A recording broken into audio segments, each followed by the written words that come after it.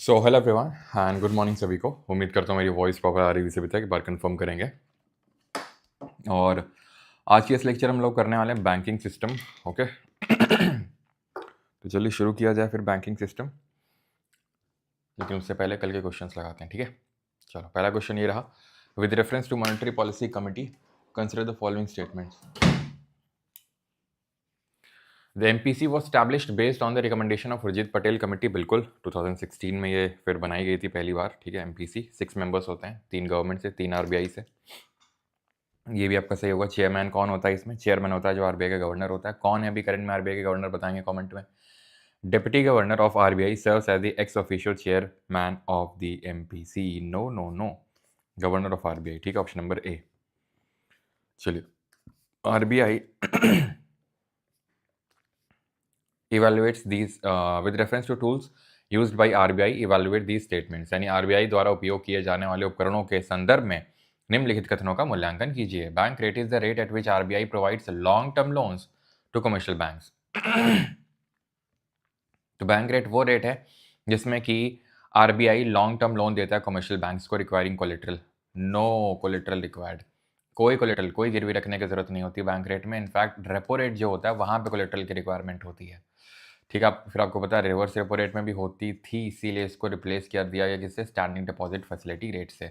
So now this and this repo rate and STFR constitute the LAF window of the RBI, that is liquidity adjustment facility. Okay, repo rate involves borrowing by banks from RBI using government securities as collateral with the promise to repurchase them. That's why the term repurchase obligation or repo in short। ठीक है, यहीं से term आता है repo. CRR and SLR must be maintained by both commercial banks and NBFCs. So we haven't seen about this NBFC कि NBFC क्या होती हैं और किस तरीके से होता है, बट ये आंसर गलत होगा बिकॉज NBFC को मेंटेन नहीं करना होता है ये। ठीक है,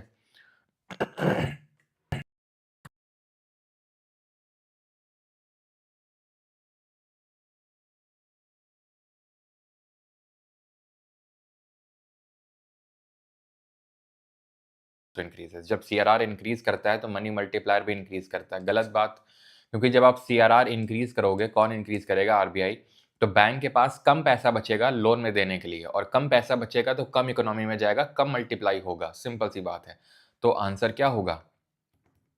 करेक्ट पूछ रहा है। Bank rate is an at which provides long to commercial without. Okay okay okay okay okay okay, वही मैं सोचूं कि भाई 3 4 गलत है तो पहला भी कैसे गलत हो सकता है? विदाउट कोलेट्रल लिखा हुआ है यहाँ पे, मुझे लगा कोलेट्रल की रिक्वायरमेंट होती है, ऐसा लिखा है। यहाँ पे लिखा है विदाउट रिक्वायरिंग कोलेट्रल, तो कोलेट्रल की रिक्वायरमेंट नहीं होती बैंक रेट में, इसीलिए बैंक रेट की जो दर होती है वो रेपो रेट से ज़्यादा होती है। क्यों? क्योंकि रेपो में तो कुछ गिरवी भी रखा हुआ है, तो आरबीआई वसूल भी लेगी। अब जैसे कि बैंक से आप लोन लेने जाओ और आपका कुछ गिरवी रखा ही नहीं है, तो बैंक तो घाटे में है अगर ना दिया लोन तो फिर। ठीक है, इसीलिए तो ऐसे option number A 1 and 2 only हो जाएगा। Consider the following regarding the MPC and the qualitative tools. Okay, quantitative में आता है CRR, SLR, bank rate, repo rate, reverse repo rate, MSF, standing deposit facility rate हो गया, and आपके जो open market operations होते हैं वो। कमेंट करके बताइए मुझे जल्दी से कि ओपन मार्केट ऑपरेशंस कितने तरीके के होते हैं, जल्दी बताइए कितने तरीके हुए हैं, जल्दी बताओ। ठीक है, तो MPC was established based on the recommendations of the Urjit Patel committee. Yes, 6 members होते हैं इसमें with in the RBI serving as the chairman, with the RBI governor serving as the chairman. Yes, ये भी सही है। Moral suasion is a qualitative tool. ओहो, quantitative tool. ओहो, ठीक है, गलत हुआ गलत हुआ गलत हुआ। ठीक है, तो 1 2 तो सही होगा, सही हो गया, 4 को भी सही होना पड़ेगा। Credit rationing is involve the RBI fixing the total amount of loans banks can issue to specific sector wise. जैसे नहीं कि हम लोग राशनिंग करते हैं कि इस महीने राशन में इतना पैसा खर्च होगा, ठीक है, लॉन्ड्री में इतना, ठीक है, और रिफ्रेशमेंट में इतना, खाने पीना में, एंजॉयमेंट में, तो उसी तरीके से आरबीआई बोलता है कि स्पेसिफिक सेक्टर में कितना क्या पैसा जाएगा। ओके, चलो, तो ओपन मार्केट ऑपरेशंस 2 तरीके के होते हैं। पहले मैंने 2 हुक्स क्रिएट कर दिए थे। चलो, तो 2 यहाँ पे होते हैं, एक तो होता है आपका रेपो और एक होता है outright purchase.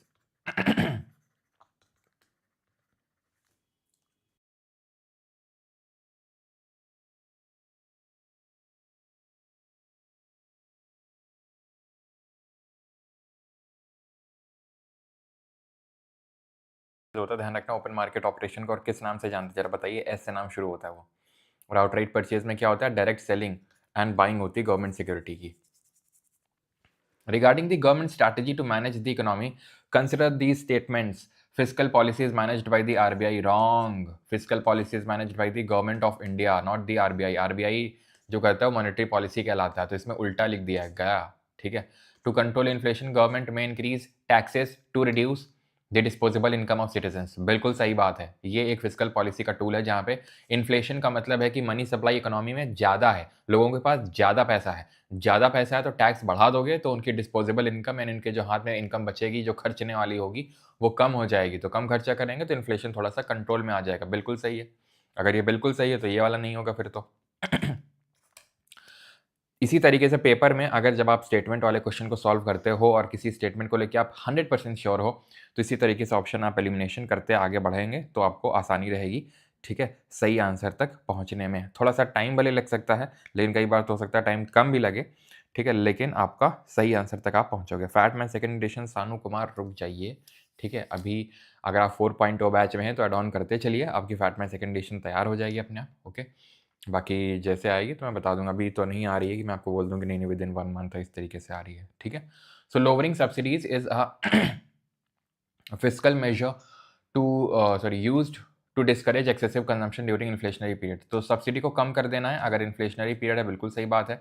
Increasing the MSP is a standard fiscal strategy to cool down the rising food prices. अगर फूड प्राइसेस बढ़ रहे हैं, तुम ध्यान से समझना, ठीक है, अगर फूड प्राइसेस बढ़ रहे हैं तो एमएसपी को इंक्रीज कर दो, ठीक है। Is a standard fiscal strategy used to cool down the rising food prices. क्यों क्यों क्योंकि, ठीक है, आप खुद समझो, अगर गवर्नमेंट एमएसपी ज़्यादा अनाउंस कर दे, गवर्नमेंट ने बोला कि गेहूं के लिए हम इतना एमएसपी देंगे और ज़्यादा अच्छा खासा, तो सारे किसान क्या करेंगे, गेहूं उगाएंगे। क्यों? क्योंकि उनको पता है गेहूं का अच्छा दाम मिलने वाला है। चावल के लिए बढ़ा देगी तो चावल ज़्यादा उगाएंगे। क्यों? क्योंकि किसानों को पता है चावल के अच्छे दाम मिल जाएंगे, दबा के उगाओ, ठीक। लेकिन लेकिन लेकिन लेकिन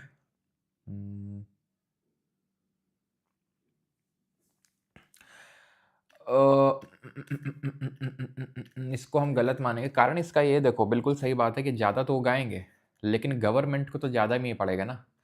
अगर गवर्नमेंट प्रोक्योर कर रही है, food corporation of India procure कर रही, प्रोक्योर का मतलब है उसको भंडारण कर रही है, किसको, किससे लेके, किसानों से लेके। तो भाई अगर ज़्यादा दामों में, ज़्यादा हाई रेट में उसने प्रोक्योर किया है तो इनको तो फ़ायदा होगा, लेकिन एट द एंड जो कंज्यूमर रहने वाला है उसको नुकसान होगा, ठीक है। तो अगर राइजिंग फूड प्राइसेस हैं तो कूल डाउन करने के लिए एमएसपी को डिक्रीज करना पड़ेगा, तो आंसर यहाँ पे 2 and 3 ओनली हो जाएगा, ठीक है। आखिरी क्वेश्चन का ये, consider the following statement regarding the government strategy to manage inflation through fiscal policy. राजकोषीय नीति के माध्यम से मुद्रास्फीति को प्रबंधित करने की सरकारी रणनीति के संबंध में निम्नलिखित कथनों पर विचार कीजिए। Regarding government strategy to manage inflation through fiscal policy, increasing taxes help control inflation by reducing the disposable income. Yes, ठीक है, बिल्कुल सही है। इसको हम क्या बोलते हैं, कॉन्ट्रैक्शनरी। अगर आरबीआई कर रही है तो मॉनेटरी, और अगर गवर्नमेंट ऑफ इंडिया कर रही है तो फिस्कल, ठीक है। तो जहाँ पे इन्फ्लेशन बहुत ज़्यादा होता है, मनी सप्लाई बहुत ज़्यादा होती है, मतलब इन्फ्लेशन है, तो वहाँ पे कॉन्ट्रैक्शनरी पॉलिसी का यूज़ किया जाता है, जिसको कि हम हॉकिश, डियर या फिर टाइट मॉनेटरी पॉलिसी भी बोलते हैं। इसका उल्टा होता है ईजी एक्सपेंशनरी मॉनेटरी पॉलिसी या डॉविश मॉनेटरी पॉलिसी या fiscal policy. Reducing subsidies can discourage, ये तो सेम क्वेश्चन है यार ये तो, ठीक है। खैर आगे बढ़ते हैं और आज हम भारत का बैंकिंग तंत्र समझने वाले हैं, बैंकिंग सिस्टम समझने वाले हैं, ठीक है। तो क्या आप सभी तैयार हैं? क्या आप सभी तैयार हैं?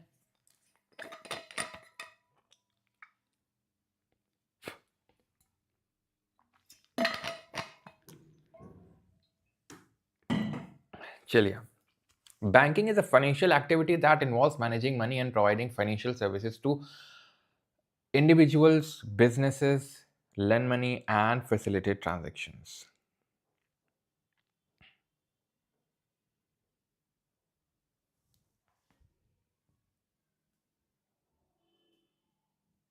ठीक है, यानी कि बैंकिंग एक वित्तीय गतिविधि है जिसमें धन का प्रबंधन करना और व्यक्तियों, व्यवसायों और सरकारों को वित्तीय सेवाएं प्रदान करना है। ये आपसे कभी नहीं पूछेगा, लेकिन ठीक है, बैंकिंग क्या होता है ये हम समझ गए, ठीक। बैंकिंग की जब बात आती है तो देश का जो सबसे बड़ा बैंक है वो सामने निकल के आता है, और वो कौन है? वो है RBI, reserve bank of India. क्यों? क्योंकि ये सारे बैंकों का बाप है, ऐसे समझ लो। ये सारे बैंकों का बाप है आरबीआई। बाप किस सेंस में? उनको मैनेज करना, उनको कंट्रोल करना, रेगुलेट करना, लाइसेंस देना ये सारे काम करता है आरबीआई। और भी बहुत सारे हैं, जैसे उनको लोन देना, ये सारे काम किसके होते हैं? आरबीआई के। तो पहले हम आरबीआई का इतिहास जान लेते हैं, फिर आरबीआई के फंक्शंस जानेंगे, और उसके बाद बाकी के जो बैंकिंग सिस्टम्स हैं, जो बाकी की जो बैंक्स हैं, जो पब्लिक सेक्टर बैंक्स हो गई, आरआरबीज हो गई, कोऑपरेटिव बैंक्स हो गई, स्मॉल फाइनेंस बैंक हो गई, एनबीएफसीज हो गई, उनके बारे में देखेंगे। ठीक है। सो आरबीआई की बात करेंगे, it was established as an independent body based on the recommendation of Hilton Young commission. तो ब्रिटिशर्स के टाइम पे एक कमीशन बना था, हिल्टन यंग कमीशन, 1926 में। उसके रिकमेंडेशंस पे रिजर्व बैंक ऑफ इंडिया को बनाया गया था, जिसके लोगो में आप देखेंगे एक टाइगर है और एक पाम ट्री है, ताड़ का पेड़। ठीक है ना? ताड़ का पेड़ है और एक बाग है यहाँ पे। Then official start. अच्छा, इंडिया में कितने टाइगर रिजर्व है? बस ऐसे ही जनरल पूछ रहा हूँ आपसे, बताओ। Official start, officially established under the RBI act of 1934। 1934 का जो आरबीआई एक्ट था उसके तहत इसको स्टैब्लिश किया गया था, एंड स्टार्टेड ऑपरेशंस ऑन 1 अप्रैल 1935 इन कलकत्ता। तो कलकत्ता में सबसे पहले इसने ऑपरेशंस अपने शुरू किए 1 अप्रैल 1935 को। नेशनलाइजेशन की बात करें तो आरबीआई का जो राष्ट्रीयकरण है वो कब हुआ था? वो हुआ था 1 जनवरी 1949 में। ठीक, लेकिन एक्ट कौन सा था अगर पूछ लेगा तो एक्ट था, आप ध्यान रखिएगा, ट्रांसफर। ये जो लोग के पास फैटमैन है प्लीज नोट करिए वहां पे, transfer of public ownership act of 1948। इस अधिनियम के थ्रू इसको नेशनलाइज किया गया था। अब जब नेशनलाइजेशन का मतलब क्या होता है? इसका मतलब होता है गवर्नमेंट ने शेयर होल्डिंग ले ली है, अभी प्राइवेट प्लेयर्स के पास शेयर होल्डिंग थी। यानी क्या इसका मतलब ये है कि आरबीआई पहले प्राइवेट लोगों के हाथों में था? जी हाँ, जब बना था तो जो इन्फ्लुएंशियल लोग थे, बिजनेस, बड़े बड़े बिजनेसमैन थे, रिच एंड वेल्दी पीपल थे, उन्होंने इसके शेयर्स होल्ड करके रखे हुए थे, उनकी शेयर होल्डिंग थी, यानी उनकी उसमें हिस्सेदारी थी। तो नेशनलाइज कर लिया गवर्नमेंट ने, दैट मीन्स कि उनको उनका शेयर वापस दे के जितना पैसा उनका बन रहा था, गवर्नमेंट ने इसको क्या कर लिया? अपने अंडर में ले लिया। इसको बोलते हैं नेशनलाइजेशन। तो आरबीआई कब नेशनलाइज हुई? 1 जनवरी 1949 को। कौन से एक्ट के through? Transfer of public ownership act of 1949। तो 1 जनवरी 1949 को राष्ट्रीयकरण किया गया किसका? आरबीआई का, रिजर्व बैंक ऑफ इंडिया का। हेडक्वार्टर देखने को मिलेगा आपको मुंबई में। ठीक है, पहले ध्यान रखिएगा कैलकाटा में हुआ करता था जब स्टैब्लिश हुआ था 1935 में, फिर अभी तब से 1937 से अब तक वो मुंबई में ही है। ठीक है, हेडक्वार्टर। फर्स्ट गवर्नर कौन थे आरबीआई के? सर ऑसबॉर्न स्मिथ थे। और पहले इंडियन गवर्नर की बात करेंगे तो सीडी देशमुख थे।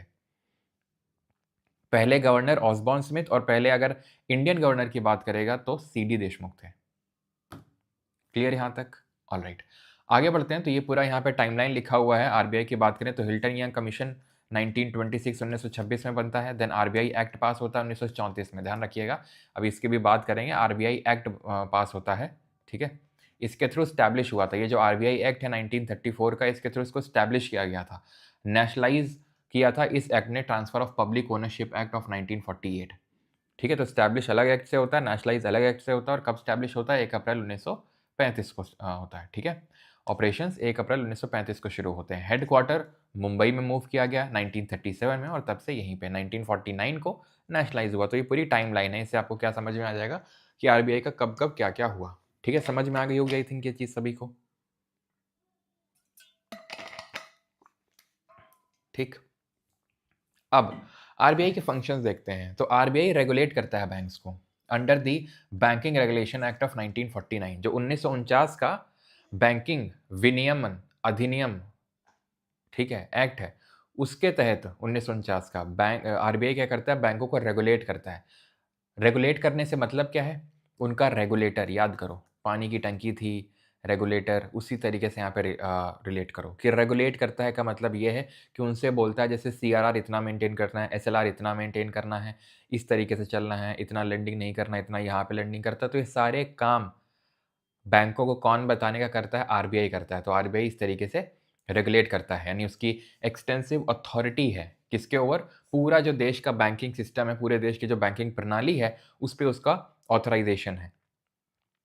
तो ये जो आरबीआई एक्ट है 1949, ये पावर देता है आरबीआई को कि वो सारे जितने भी बैंक्स हैं भारत के उनको रेगुलेट कर सकता है। लेकिन ध्यान रखिएगा, ये पावर तो देता है सारे बैंकिंग सिस्टम को रेगुलेट करने की, लेकिन कुछ ऐसी बैंक हैं जैसे कि अभी हम देखेंगे नॉन बैंकिंग फाइनेंशियल कंपनीज जिनको एनबीएफसी बोलते हैं, वो इस एक्ट के तहत रेगुलेट नहीं होते हैं। ठीक है, जितनी बाकी बैंक्स हैं, अभी कितने तरीके के बैंक्स होते हैं वो भी देखेंगे, लेकिन इन जनरल जो बैंक्स हैं, इन जनरल जो हमारी बैंक्स हैं, उनको रेगुलेट किया जाता है इसी पर्टिकुलर एक्ट के थ्रू। करता आरबीआई है सबको, लेकिन एक्ट थोड़ा सा चेंज हो जाता है, तो मेजॉरिटी इसी एक्ट से होती है, बैंकिंग रेगुलेशन एक्ट ऑफ 1949 से। और इसीलिए आरबीआई को बैंकों का बैंक कहा जाता है, बैंक्स ऑफ बैंक्स। एग्जाम्पल यहाँ पे लिखा हुआ है, grants licences to banking companies को लाइसेंस देने का काम है इसका। ठीक है, ensuring they meet specific criteria before commencing the operations, तो यानी कि चालू होने से पहले, अपने ऑपरेशन शुरू करने से पहले ये सुनिश्चित करता है कि जो मानदंड हैं उनको पूरा करते हैं कि नहीं करते हैं। सीआरआर डिसाइड करना है, एसएलआर डिसाइड करना है, ये सारे काम किसके, आरबीआई के। The RBI also influences interest rate through monetary policy instrument like the repo rate. ठीक है, तो इससे क्या करता है आरबीआई, मॉनेटरी पॉलिसी जो इंस्ट्रूमेंट है इनके थ्रू जो मनी सप्लाई है उसको रेगुलेट करने का काम है आरबीआई का। Alright, done. आगे बढ़ते हैं फंक्शंस में। दूसरा फंक्शन है monetary authority. The RBI formulates and implements monetary policy to control inflation, manage money supply, ensure adequate credit flow to various sectors of the economy. ये कल हम डिटेल में देख चुके हैं कि किस तरीके से जो आरबीआई है as a monetary authority money supply को कंट्रोल करता है इकोनॉमी में, इन्फ्लेशन जैसी सिचुएशन और डिफ्लेशन या फिर जो स्टैग्नेशन जैसी सिचुएशन होती है जिसको हम मंदी बोलते हैं, उनको कंट्रोल करने का काम आरबीआई का होता है। और किस तरीके से कंट्रोल करती है, किस तरीके की पॉलिसीज आती हैं, हॉकिश, डॉविश, वो सारी हमने कल देखी हैं। ठीक है, ऑलराइट। तो अब वही है कि कल हमने वो लेक्चर पढ़ लिया, तो अब हमारे लिए आसान है ये समझना कि हाँ क्या सीआरआर है, क्या एसएलआर है, क्या किस तरीके से ये मॉनेटरी पॉलिसी, मतलब किस तरीके से मनी सप्लाई को कंट्रोल करता होगा, क्योंकि हमने कल सारा कुछ पढ़ लिया है। अब अगर ना पढ़ा होता, पहले ये पढ़ते, तो समझ ना आता कि भाई कहाँ क्या कैसे ये सब है क्या चीज़।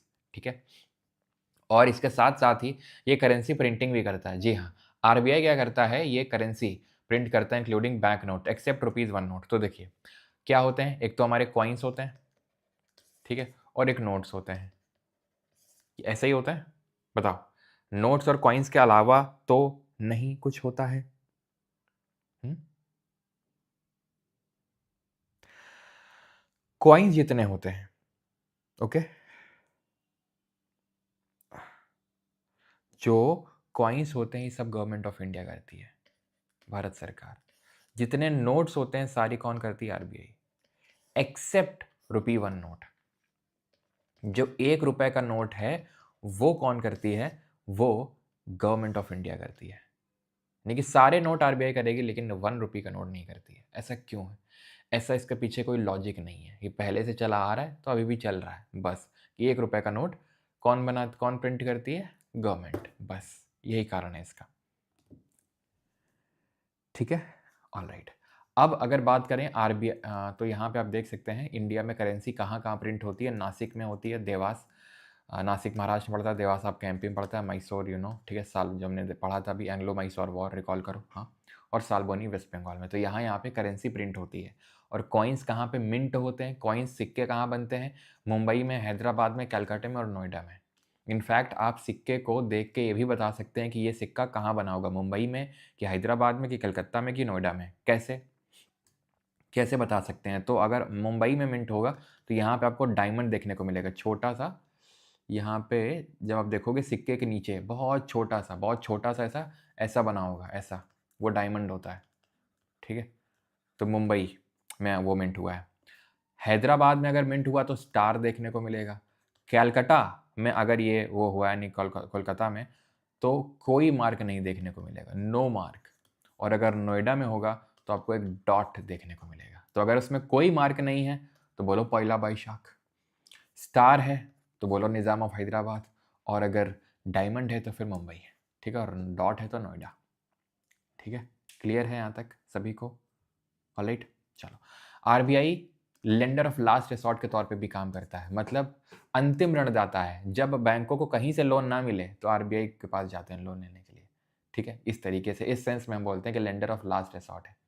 ध्यान रखिएगा, हम लोग यानी कि इंडिविजुअल्स, ठीक है, या कोई बिजनेस, इस तरीके से हम आरबीआई से लोन नहीं ले सकते हैं। हम बैंकिंग इंस्टीट्यूशंस के पास जाते हैं, बैंकों को आरबीआई लोन देता है, हम बैंकों से लोन लेने जाते हैं। हम डायरेक्टली आरबीआई से डील नहीं कर सकते हैं, हम डायरेक्टली आरबीआई से लोन नहीं ले सकते हैं, ध्यान रखिएगा। बहुत बेसिक सी चीज़ है, आई नो, लेकिन कई बार लोग कन्फ्यूज़ हो जाते हैं, क्वेश्चन पूछ लेता है क्वेश्चन में इस तरीके से, ठीक है?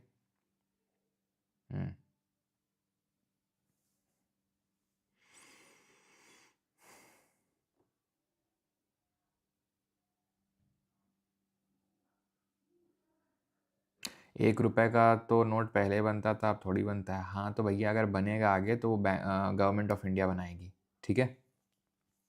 क्लियर है? अभी वॉइस ठीक है? चलो। तो सर क्या हम भी बैंक खोल सकते हैं? विनय का है, तो अभी बताते हैं, खुलवाते हैं बैंक, क्या क्या ज़रूरी चीज़ें होती हैं बैंक खोलने के लिए, आते हैं उस पर, ठीक है? तो लेंडर ऑफ लास्ट रिसॉर्ट क्यों बोलते हैं? Because it acts as the final source of funding for the commercial banks when they are unable to secure loans from other sources during the financial crisis, ठीक है? तो यह वाणिज्यिक बैंकों के लिए वित्त पोषण के अंतिम स्रोत के रूप में कार्य करता है जब वे वित्तीय संकट के दौरान अन्य स्रोतों से ऋण सुरक्षित करने में असमर्थ होते हैं तब, ठीक है? तो ये फंक्शन होता है लेंडर ऑफ लास्ट रिसॉर्ट का। बैंक ऑफ बैंक्स का मतलब क्या है कि वो रेगुलेट करता है बैंक्स को। लेंडर ऑफ लास्ट रिसॉर्ट का मतलब क्या है? उनको लोन देता है जब उनको कहीं से नहीं मिलता है तब, ओके, ठीक है? ये टाइप्स ऑफ मनी अभी छोड़ दो, कल के लेक्चर में देखेंगे इसको, ठीक है? क्लीन मनी पॉलिसी पे आते हैं, फिर क्लीन नोट पॉलिसी। तो आरबीआई ने 1999 में 1999 में एक क्लीन नोट पॉलिसी लेके आई थी, asking the banks to not pass on the spoiled, ठीक है, सॉइल्ड नहीं, spoiled, torn and scribble notes to the customer and deposit the same to the RBI. तो आरबीआई ने बैंकों को बोला था कि जो भी खराब नोट हैं उनको लोगों को ना दें, ठीक है, वापस आरबीआई में डिपॉजिट करवाएं उसको। अब आपको ऐसा भी लग सकता है कि आरबीआई मान लो कि पैसा छाप दे, हैं? क्यों? ऐसा भी तो तुमको लग सकता है कि आरबीआई क्यों ऐसा कर रही है, पैसा छाप दे। ऐसा नहीं है, पैसा छापने से आपको पता है, अब आप बता सकते हैं कि इन्फ्लेशन हो जाएगा, ज़बरदस्ती की जो इकोनॉमी हमारी वो ओवर हीट हो जाएगी, है ना, फालतू की मनी यहाँ पर इकोनॉमी में घूमने लगेगी और वो इकोनॉमी के लिए बिल्कुल अच्छा नहीं है। तो इसीलिए आरबीआई ने क्या बोला? आरबीआई ने बोला कि आप, ठीक है, तो इसीलिए अच्छा वहाँ मुझे बताओ कि अगर मान लो आप अपना नोट फाड़ देते हो, ठीक है, if you tear your note, ठीक है, आपके पास जो मान लो करेंसी है, मान लो आप उसको फाड़ देते हो, तो क्या इससे देश का नुकसान होगा या नहीं होगा? क्या लगता है आपको? This was introduced under the section 35A of the banking regulation act of 1949। तो ये बैंकिंग रेगुलेशन एक्ट है 1949 का, ध्यान रखिएगा, जिससे बैंकों को रेगुलेट करता है कौन? आरबीआई। और आरबीआई एक्ट है 1934 का, जिससे वो खुद स्टैब्लिश हुआ था। और इसमें भी बहुत सारी चीज़ें हैं, जैसे कि कल मैंने आपको बताया था सेक्शन 42 क्लॉज 3, उसमें अगर कोई बैंक सीआरआर और एसएलआर मेंटेन नहीं करती तो उस पर पेनल्टी पड़ती है। तो वो 1934 में ही है जो एक्ट है कि किस तरीके से बैंकों को सीआरआर और एसएलआर सब मेंटेन करना है, ओके? तो आपके नोट फाड़ने से कुछ ऐसा इकोनॉमी में कुछ प्रभाव नहीं पड़ने वाला है, इससे कुछ लॉस नहीं होने वाला, सिंपली आरबीआई और करेंसी प्रिंट कर देगी, ठीक है? According to RBI act of 1934 banking system can be classified as, तो जो हमारा आरबीआई एक्ट है 1934 का, उसके तहत बैंकिंग सिस्टम को दो पार्ट में डिवाइड किया जा सकता है, शेड्यूल्ड बैंक्स और नॉन शेड्यूल्ड बैंक्स, ठीक है? एक सेकेंड रुको,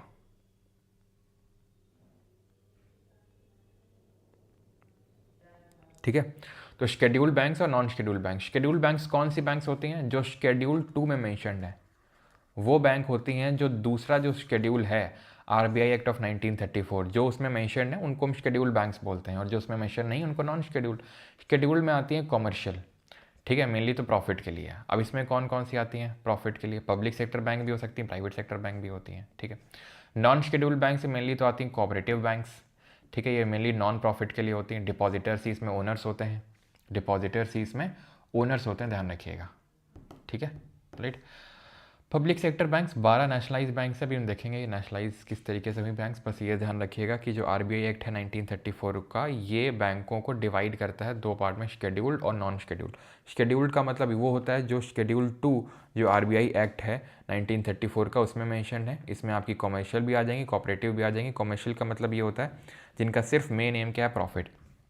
कोऑपरेटिव में क्या है? डिपॉजिटर्स ये वो ओनर होते हैं, और नॉन प्रॉफिट होती हैं, ठीक है, यानी इनका मेन तो एम प्रॉफिट नहीं होता है, वो बात अलग है कि खैर छोड़ो। आपने सुना पीएमसी के बारे में, Punjab and Maharashtra cooperative bank के बारे में, क्या घपला कर किया था उसने 2019 में? ठीक है। तो खैर शेड्यूल 2 जो है आपका, जो बैंक्स मेंशन है 1934 का जो एक्ट है शेड्यूल 2, उनको शेड्यूल बैंक्स बोलते हैं। Okay, alright. अब आते हैं हिस्ट्री बैंकिंग सिस्टम का देखते हैं। हमने आरबीआई की हिस्ट्री तो समझ ली, लेकिन बैंकिंग सिस्टम की हिस्ट्री समझते हैं। तो सबसे पहली जो बैंक स्टैब्लिश हुई थी वो बैंक ऑफ हिंदुस्तान थी। 1770 में स्टैब्लिश हुई थी कलकत्ता में। During the British rule in India 3 presidential banks, bank of Calcutta 1806, bank of Bombay 1840 और bank of Madras 1843 were eventually merged into a single bank, imperial bank of India 1921। कल एनटीपीसी की जो हमारी पीवाईक्यू सीरीज चलती है तो उसमें मैं जब करवा रहा था तो वहाँ पे क्वेश्चन पूछा गया था इस तरीके से कि बैंक ऑफ कि मतलब तीसरी बैंक कौन बनी थी, ऐसा करके कोई तो क्वेश्चन था। ठीक है, थर्ड बैंक ये जो 3 प्रेसिडेंशियल बैंक बनी थी उसमें तीसरी थी आपकी बैंक ऑफ मद्रास। पहली थी बैंक ऑफ कलकत्ता 1806 में, then bank of Bombay and then bank of Madras. Because हमें पता है, हिस्ट्री में हमने पढ़ा है कि ये जो बंगाल है, ये जो बॉम्बे और मद्रास, ये 3 इंपॉर्टेंट प्रेसिडेंसीज हुआ करती थी ब्रिटिशर्स की। ठीक है, तो सबसे पहले कलकत्ता में बनी, देन बॉम्बे में और देन मद्रास में। फिर इन्हीं को मर्ज कर दिया गया और इंपीरियल बैंक ऑफ इंडिया बना दिया गया 1921 में। और यही इंपीरियल बैंक ऑफ इंडिया बाद में नेशनलाइज करके मतलब उसका राष्ट्रीयकरण करके, यानी कि उसमें गवर्नमेंट ने अपनी पूरी शेयर होल्डिंग ले ली, उसको रीनेम कर दिया गया state bank of India SBI 1955 में। ठीक है, तो ऐसे समझो, बैंक ऑफ कलकत्ता बना, देन बॉम्बे, देन मद्रास, तीनों को 1921 में मर्ज कर दिया गया, इंपीरियल बैंक ऑफ इंडिया बना दिया गया। 1955 में यही imperial bank of India SBI बन गया। और यही SBI आपको पता है, आपको लंच का बहाना देने लगा। ठीक है, खैर, the first Indian owned bank is Allahabad bank. जो पहली इंडियन ओन्ड बैंक है वो 1865 में इलाहाबाद बैंक बनी थी। RRBs वर स्टैब्लिश्ड, ये तो आप भी हम आगे देखेंगे, इसको आप अभी स्किप कर सकते हो। ठीक है, तो ये आप देख सकते हैं 1770 में बैंक ऑफ हिंदुस्तान बनती है, पहली बैंक कलकत्ता में स्टैब्लिश हुई। 1921 में इंपीरियल बैंक ऑफ इंडिया बनी, form by merging the 3 presidential bank, 3 presidential bank, 1806 Calcutta वाली, 1840 वाली बॉम्बे वाली, 1843 वाली कलकत्ता वाली, इनको मर्ज किया गया, इंपीरियल बैंक ऑफ इंडिया बनाया गया। और 1955 में 1955 में यही imperial bank of India SBI का रूप लेती है, स्टेट बैंक ऑफ इंडिया। फिर बाद में इनको क्या किया गया, नेशनलाइज किया गया, गवर्नमेंट ने इनको अपने अंडर में लेना शुरू किया। क्यों? क्योंकि यहाँ हो क्या रहा था कि जो बैंकिंग सुविधाएं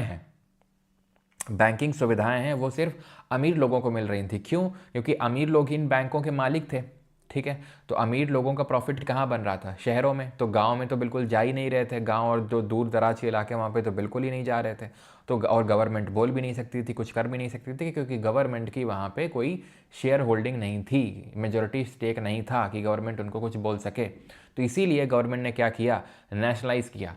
1969 में 1969 में 14 बैंकों का राष्ट्रीयकरण किया गया था इंदिरा गांधी के टाइम पे। ध्यान रखना, इंदिरा गांधी इस टाइम पे प्राइम मिनिस्टर थी, और 14 बैंकों का राष्ट्रीयकरण किया गया था। RBI एक्ट आया था 1969 का, सॉरी नेशनलाइजेशन एक्ट आया था 1969 का। 1969 में एक्ट जो अधिनियम आया था उसके तहत इनको नेशनलाइज किया गया था। ठीक है, कौन सा एक्ट था?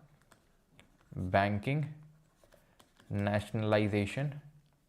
ठीक है, नेशनलाइजेशन एक्ट ऑफ 1969 में।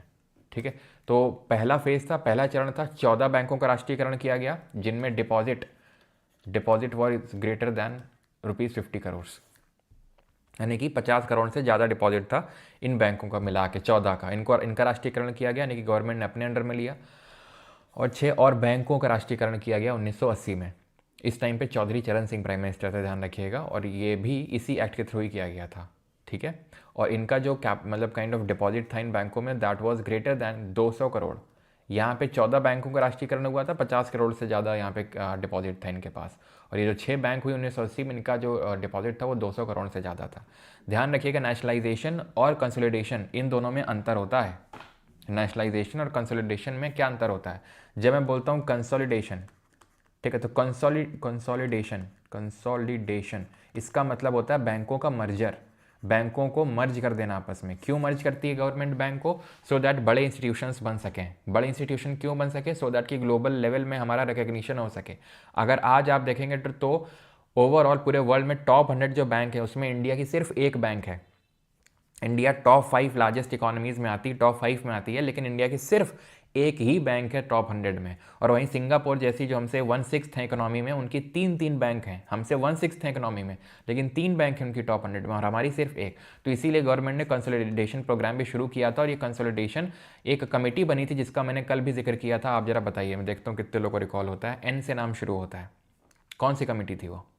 एन से नाम शुरू होता है उस कमेटी का। तो that was Narasimham committee. Yes, amalgamation of banks, consolidation बोल सकते हो, मर्जर बोल सकते हो, या फिर अमलगमेशन बोल सकते हो आप, ठीक है। तो ये आपकी थी नरसिम्हम कमेटी।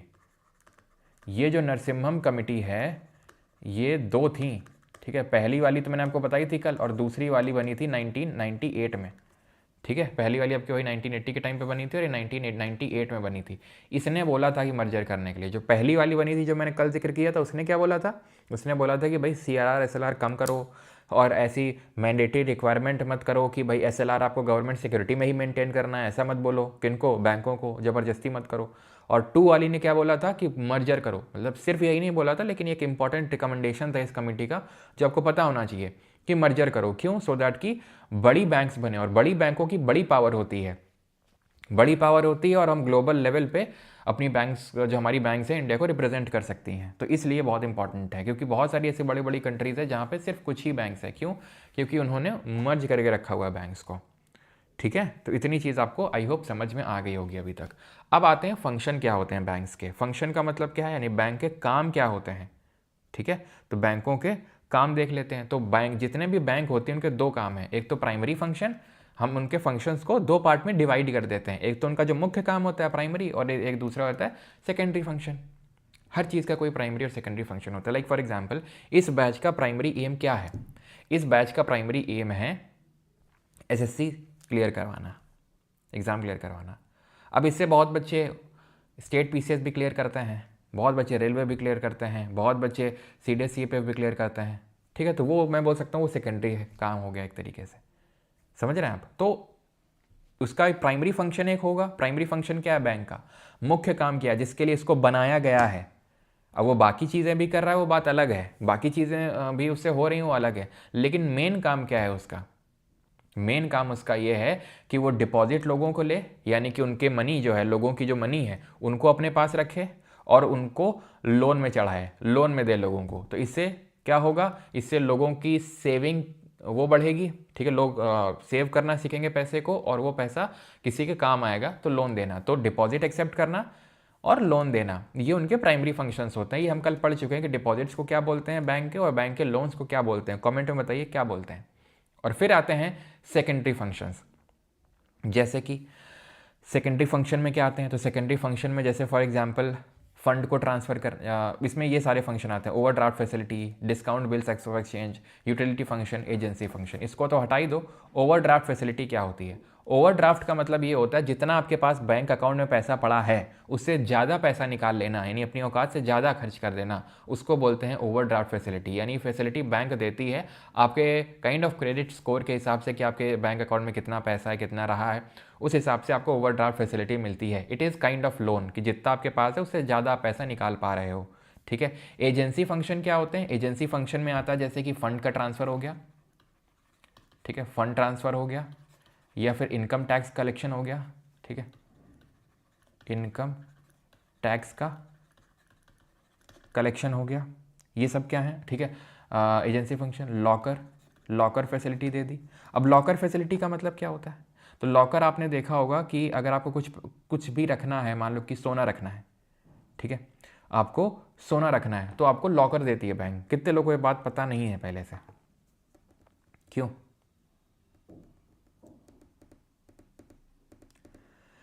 कितने लोगों को ये बात नहीं पता है? तो आपको पता होना चाहिए लॉकर भी देती है। और लोन्स क्या होते हैं? बैंक के एसेट होते हैं, और लाइबिलिटी के होते हैं डिपॉजिट्स। 2 तरीके के डिपॉजिट होते हैं, है ना, डिमांड और टाइम या फिर टर्म। डिमांड क्या होते हैं? जो आप कभी भी डिमांड कर सकते हो, सेविंग और करेंट। और टाइम आपके डिपॉजिट या टर्म डिपॉजिट होते हैं जो लॉक्ड होते हैं फिक्स पीरियड के लिए, फिक्स डिपॉजिट और रिकरिंग डिपॉजिट बोलते हैं, ठीक है। और कुछ यूटिलिटी फंक्शन भी होते हैं, जैसे कि गारंटी प्रोवाइड करना, कि अगर आपका पैसा मान लो कुछ हो जाएगा तो गारंटी होती है। गारंटी बैंक की तरफ से होती है लगभग 5 लाख रुपए की, चाहे आपके अकाउंट में 5 करोड़ भी पड़े हो फिर भी मिलेंगे तुमको 5 लाख ही, ठीक है। कुछ आपको इन्फॉर्मेशन प्रोवाइड करना, जो नई गवर्नमेंट स्कीम वगैरह आती हैं, जीवन ज्योति बीमा और ये सब, है ना। देन फाइनेंशियल मैनेजमेंट करना आपका, है ना, फाइनेंसिस को मैनेज करना, ये सब यूटिलिटी फंक्शंस में आते हैं। गारंटी प्रोवाइड करना, इन्फॉर्मेशन देना, फाइनेंशियल मैनेजमेंट। मेन तो एजेंसी फंक्शंस ध्यान रखना, जिसमें फंड ट्रांसफर आता है, इनकम टैक्स कलेक्शन आता है, लॉकर फैसिलिटी आती है, ये एजेंसी फंक्शंस होते हैं। प्राइमरी फंक्शंस में लोन देना और डिपॉजिट लेना, ये प्राइमरी फंक्शंस होते हैं बैंक के, ठीक है। तो प्लीज़ फैटमैन में इस चीज़ को इस तरीके से चार्ट बना के लिख लो। तुम कैसे लिखोगे, ये फंक्शन ऑफ कमर्शियल बैंक डालना, फंक्शन ऑफ बैंक, हेडिंग यहाँ पे प्राइमरी, यहाँ सेकेंडरी। प्राइमरी में ये दोनों लिख लेना, लोन और डिपॉजिट, और सेकेंडरी में लिख लेना ऐसे एजेंसी और यूटिलिटी फंक्शन। एजेंसी में ही तुम ओवरड्राफ्ट को भी लिख सकते हो, एजेंसी में ही तुम ओवरड्राफ्ट को भी लिख सकते हो, चाहो तो अलग भी कर सकते हो ओवरड्राफ्ट। और ओवरड्राफ्ट मैंने आपको बता ही दिया है, समझ गए हो तो लिखने की ज़रूरत नहीं है। आप पता है कि ठीक है, हाँ ओवरड्राफ्ट मतलब अपनी जितना तुम्हारे पास पैसा है उससे ज़्यादा पैसा निकाल लेना, ओवरड्राफ्ट कहलाता है। बस एजेंसी में ये 3 लिख लेना, fund transfer, income tax collection और लॉकर फैसिलिटी, बस। और यूटिलिटी में भी चाहो तो ये लिख सकते हो, वैसे इतना पूछता नहीं है मतलब यूटिलिटी वाला, बाकी तो खैर इंपॉर्टेंट है। ठीक, आगे बढ़ते हैं। अब आते हैं आरआरबीज़ को देखते हैं, रीजनल रूरल बैंक क्या होती हैं। तो बैंकें तो हमने देख ली, ये आरआरबी क्या होती हैं। तो हमारी जो बैंक्स हैं, ठीक है, हर जगह तो नहीं जा सकती हैं, हर जगह तो ब्रांच ओपन नहीं कर सकती हैं। देखो बैंक को फ़ायदा कहाँ पे है, इन जनरल अगर हम देखें तो बैंक को फ़ायदा है कि भाई शहर में जहाँ पे बहुत ज़्यादा धंधा हो रहा है, व्यापार हो रहा है, वहाँ पे खोलो, ठीक है। तभी आप देखोगे जो इनिशियली बैंक ज़्यादातर ओपन हुई हो, गुजरात, महाराष्ट्र, यहाँ पे ओपन हुई। क्यों? क्योंकि यहाँ से माल आयात निर्यात होता था, यहाँ से खूब धंधा होता था यहाँ पे गुजरात महाराष्ट्र में, क्योंकि आयात निर्यात होता था, पोर्ट थे, ठीक है। पोर्ट होने की वजह से, बंदरगाह होने की वजह से इंपोर्ट एक्सपोर्ट होता था, तो यहाँ पर बहुत सारी बैंक बनती हैं, ठीक है। तो फिर यहाँ के लोग क्या करेंगे, जो गांव में रह रहे हैं, जो दूर दराज के इलाकों में रह रहे हैं, अगर मान लो उनको अपना पैसा कहीं पे सेव करना है, उनको लोन चाहिए, उनको क्रेडिट चाहिए, तो फिर कैसे वो लेंगे। तो इसलिए गांव-गांव तक बैंकिंग सर्विसेज प्रोवाइड करने के लिए रीजनल रूरल बैंकों को खोला गया, क्षेत्रीय ग्रामीण बैंकों को खोला गया।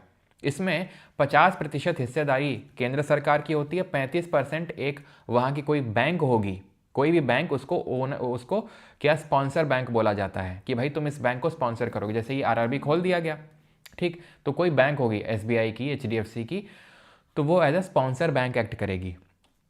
कैसे स्पॉन्सर बैंक? क्योंकि वो एसबीआई है या एचडीएफसी है, कोई भी बैंक है, तो वो बैंकिंग सिस्टम में बहुत ही महारत हासिल है उसको, तो वो बड़ी आसानी से क्या है, उसको आरआरबी को चला पाएगा, किस तरीके से ऑपरेशंस चलाने हैं वो, इसलिए स्पॉन्सर बैंक का वहाँ पे ऑप्शन आता है। तो स्पॉन्सर करती हैं 35%, और जो बाकी का 15% होता है ओनरशिप, वो राज्य सरकार का होता है। तो 50% केंद्र सरकार, 35% जो स्पॉन्सर करेगी आरआरबी को, और 15% स्टेट गवर्नमेंट की हो जाएगी। रेगुलेट तो इनको आरबीआई ही करता है, लेकिन इनको सुपरवाइज करने का काम नाबार्ड का होता है, national bank for agriculture and rural development.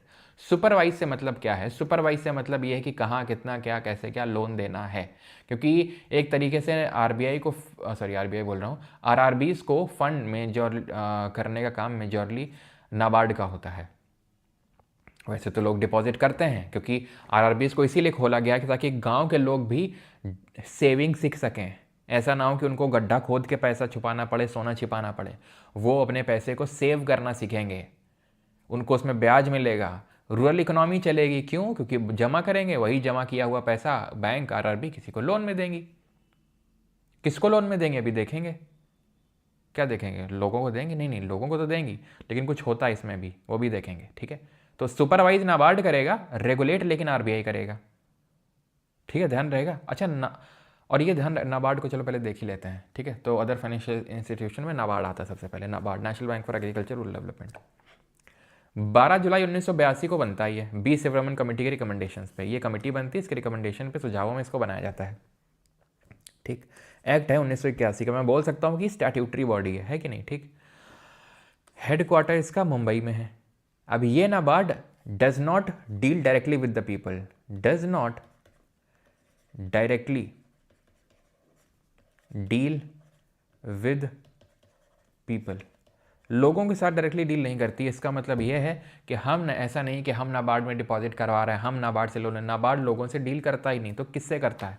RRB से करता है। आरआरबी लोगों को जो है इनको सुपरवाइज करने का काम, इनको पैसा देने का काम, या फिर जो बाकी बैंक हैं उनको पैसा देने का काम नाबार्ड करता है। नाबार्ड को कहाँ से पैसा मिलता है फिर? तो नाबार्ड को पैसा मिलता है जैसे उसने अपने कुछ बॉन्ड इशू कर दिए, आरबीआई से कुछ पैसा ले लिया, वर्ल्ड बैंक और एशियन डेवलपमेंट बैंक जैसे जो फॉरेन इंस्टीट्यूशंस होते हैं वहाँ से पैसा ले लिया, वहाँ से नाबार्ड को पैसा मिलता है, ठीक है। सेंट्रल गवर्नमेंट से ले लिया, फंड कर दिया उसने, तो यहाँ से नाबार्ड को पैसा मिलता है, और ये इस तरीके से फंड करती है आरबीआई को, सॉरी आरआरबी को, नॉट आरबीआई को, आरआरबी को।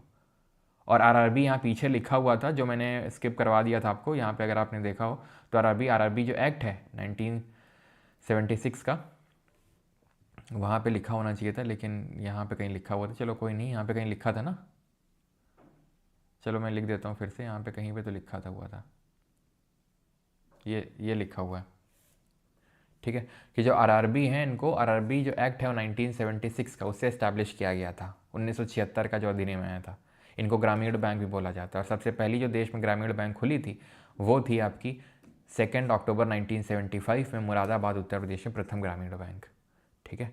बाद में केलकर कमेटी बनी थी, उसने ये सुझाव दिया था कि ज़्यादा आरआरबीज़ मत ओपन करो, लिमिटेड आरआरबीज़ ओपन करो अगर इस तरीके से कभी सवाल बन जाए तो, ठीक है। केलकर कमेटी बनी थी, उसके रिकमेंडेशंस थे ये, ठीक है।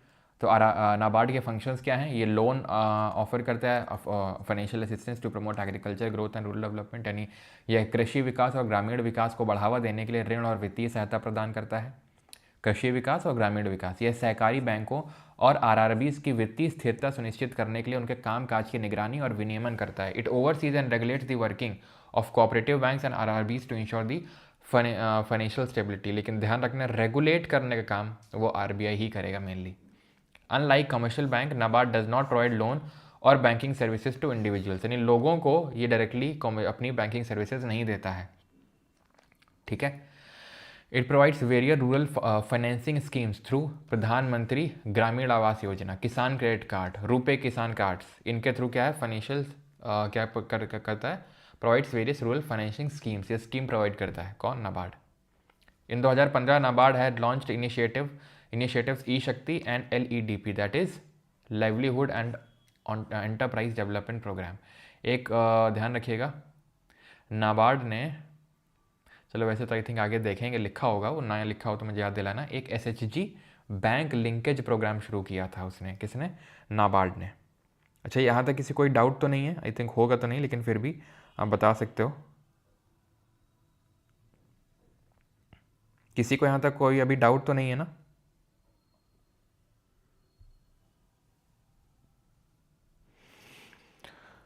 सर अगर लॉकर में चोरी हो जाए तो क्या बैंक रिटर्न करेगी क्या हमारी ज्वेलरी? बिल्कुल करेगी, बिल्कुल करेगी, बैंक की रिस्पॉन्सिबिलिटी होती है।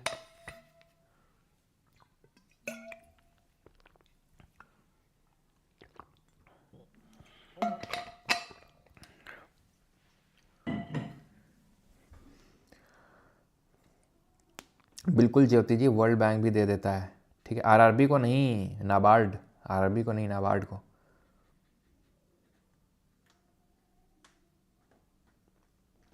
नाबार्ड और स्टेट इंडिविजुअल कौन है? नाबार्ड तो भाई ले सकता है नाबार्ड, ठीक है। Okay, no sir, yes, UP police की आ गई है डेट।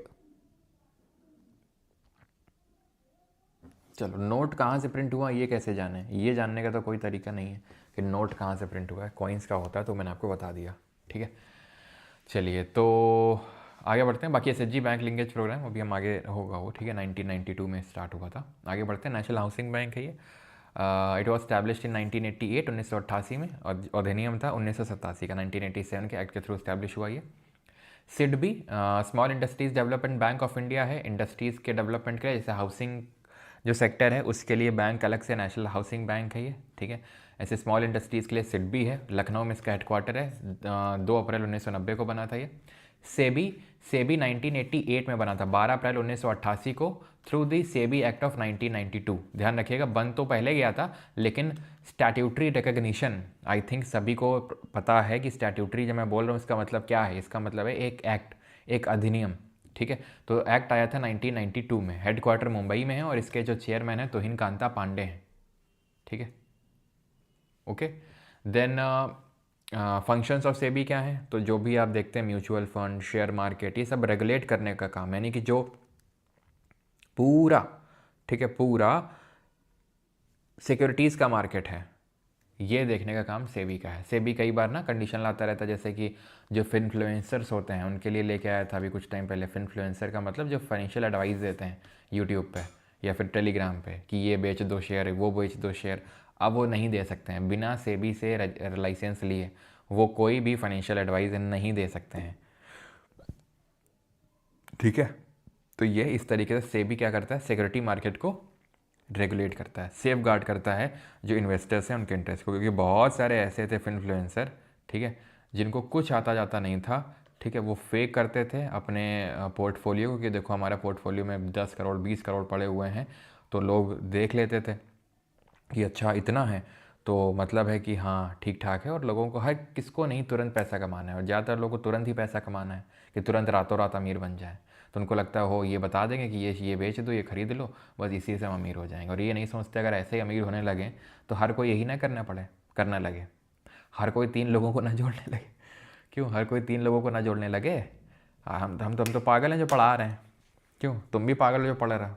मिल के 3 लोगों को जोड़ते हैं। एक बार आए थे हमारे पास भी 3 लोगों वाले जो होते हैं ना, एमएलएम वाले, कि ये, तो मतलब मैंने वही कहा, तो मैंने कहा फिर हम लोग फिर छोड़ते हैं सब दुनियादारी, सब क्यों लगे हुए हैं? कोई टाटा गाड़ियाँ बना रहा है ना, कोई ये कर रहा है, कोई वो कर रहा है, नौकरी का क्यों सब सब 3 लोगों को जोड़ने लगे? ठीक है, तो इतनी ध्यान रखें, कभी भी जहाँ पे भी इजी मनी दिखे आपको तो सतर्क हो जाइए।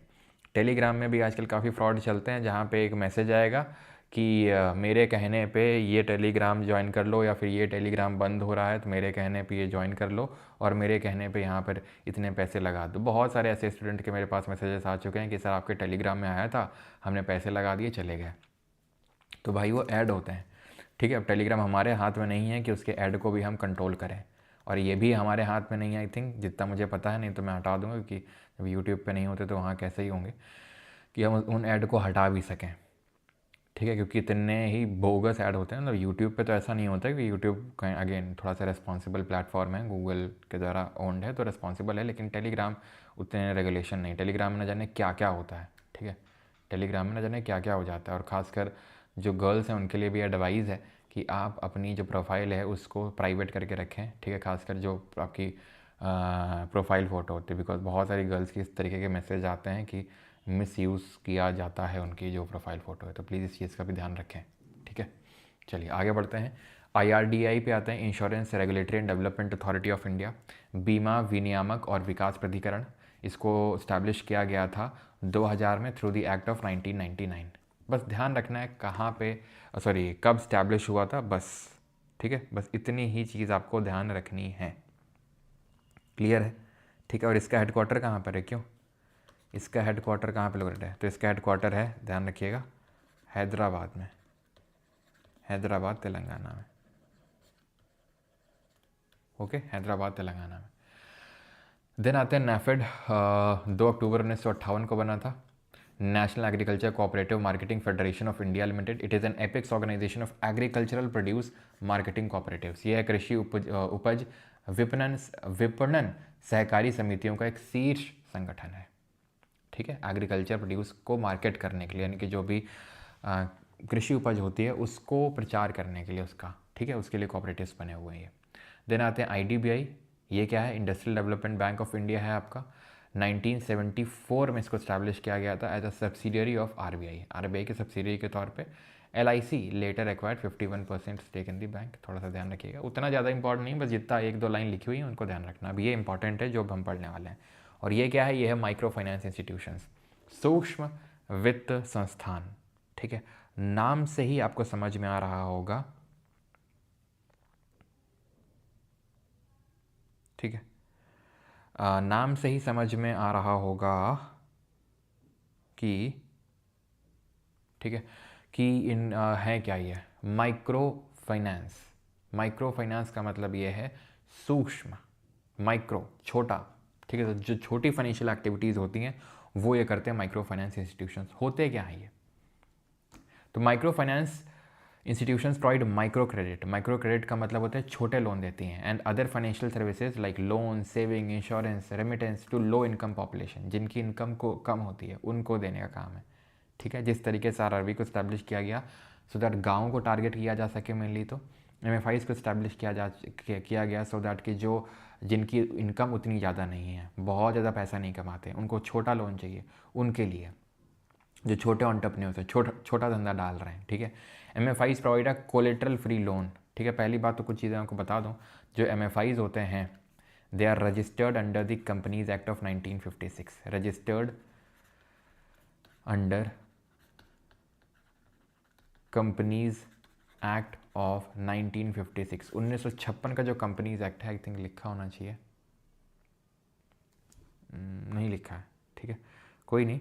तो ध्यान रखिएगा, जो RBI जो माइक्रो फाइनेंस इंस्टीट्यूशंस हैं, ये कंपनीज एक्ट ऑफ 1956 के तहत रजिस्टर्ड हैं। जो बैंक से हमारी नॉर्मल जो बैंक्स हम देख रहे थे, वो बैंकिंग रेगुलेशन एक्ट ऑफ 1949 के तहत रजिस्टर्ड थे, ठीक है।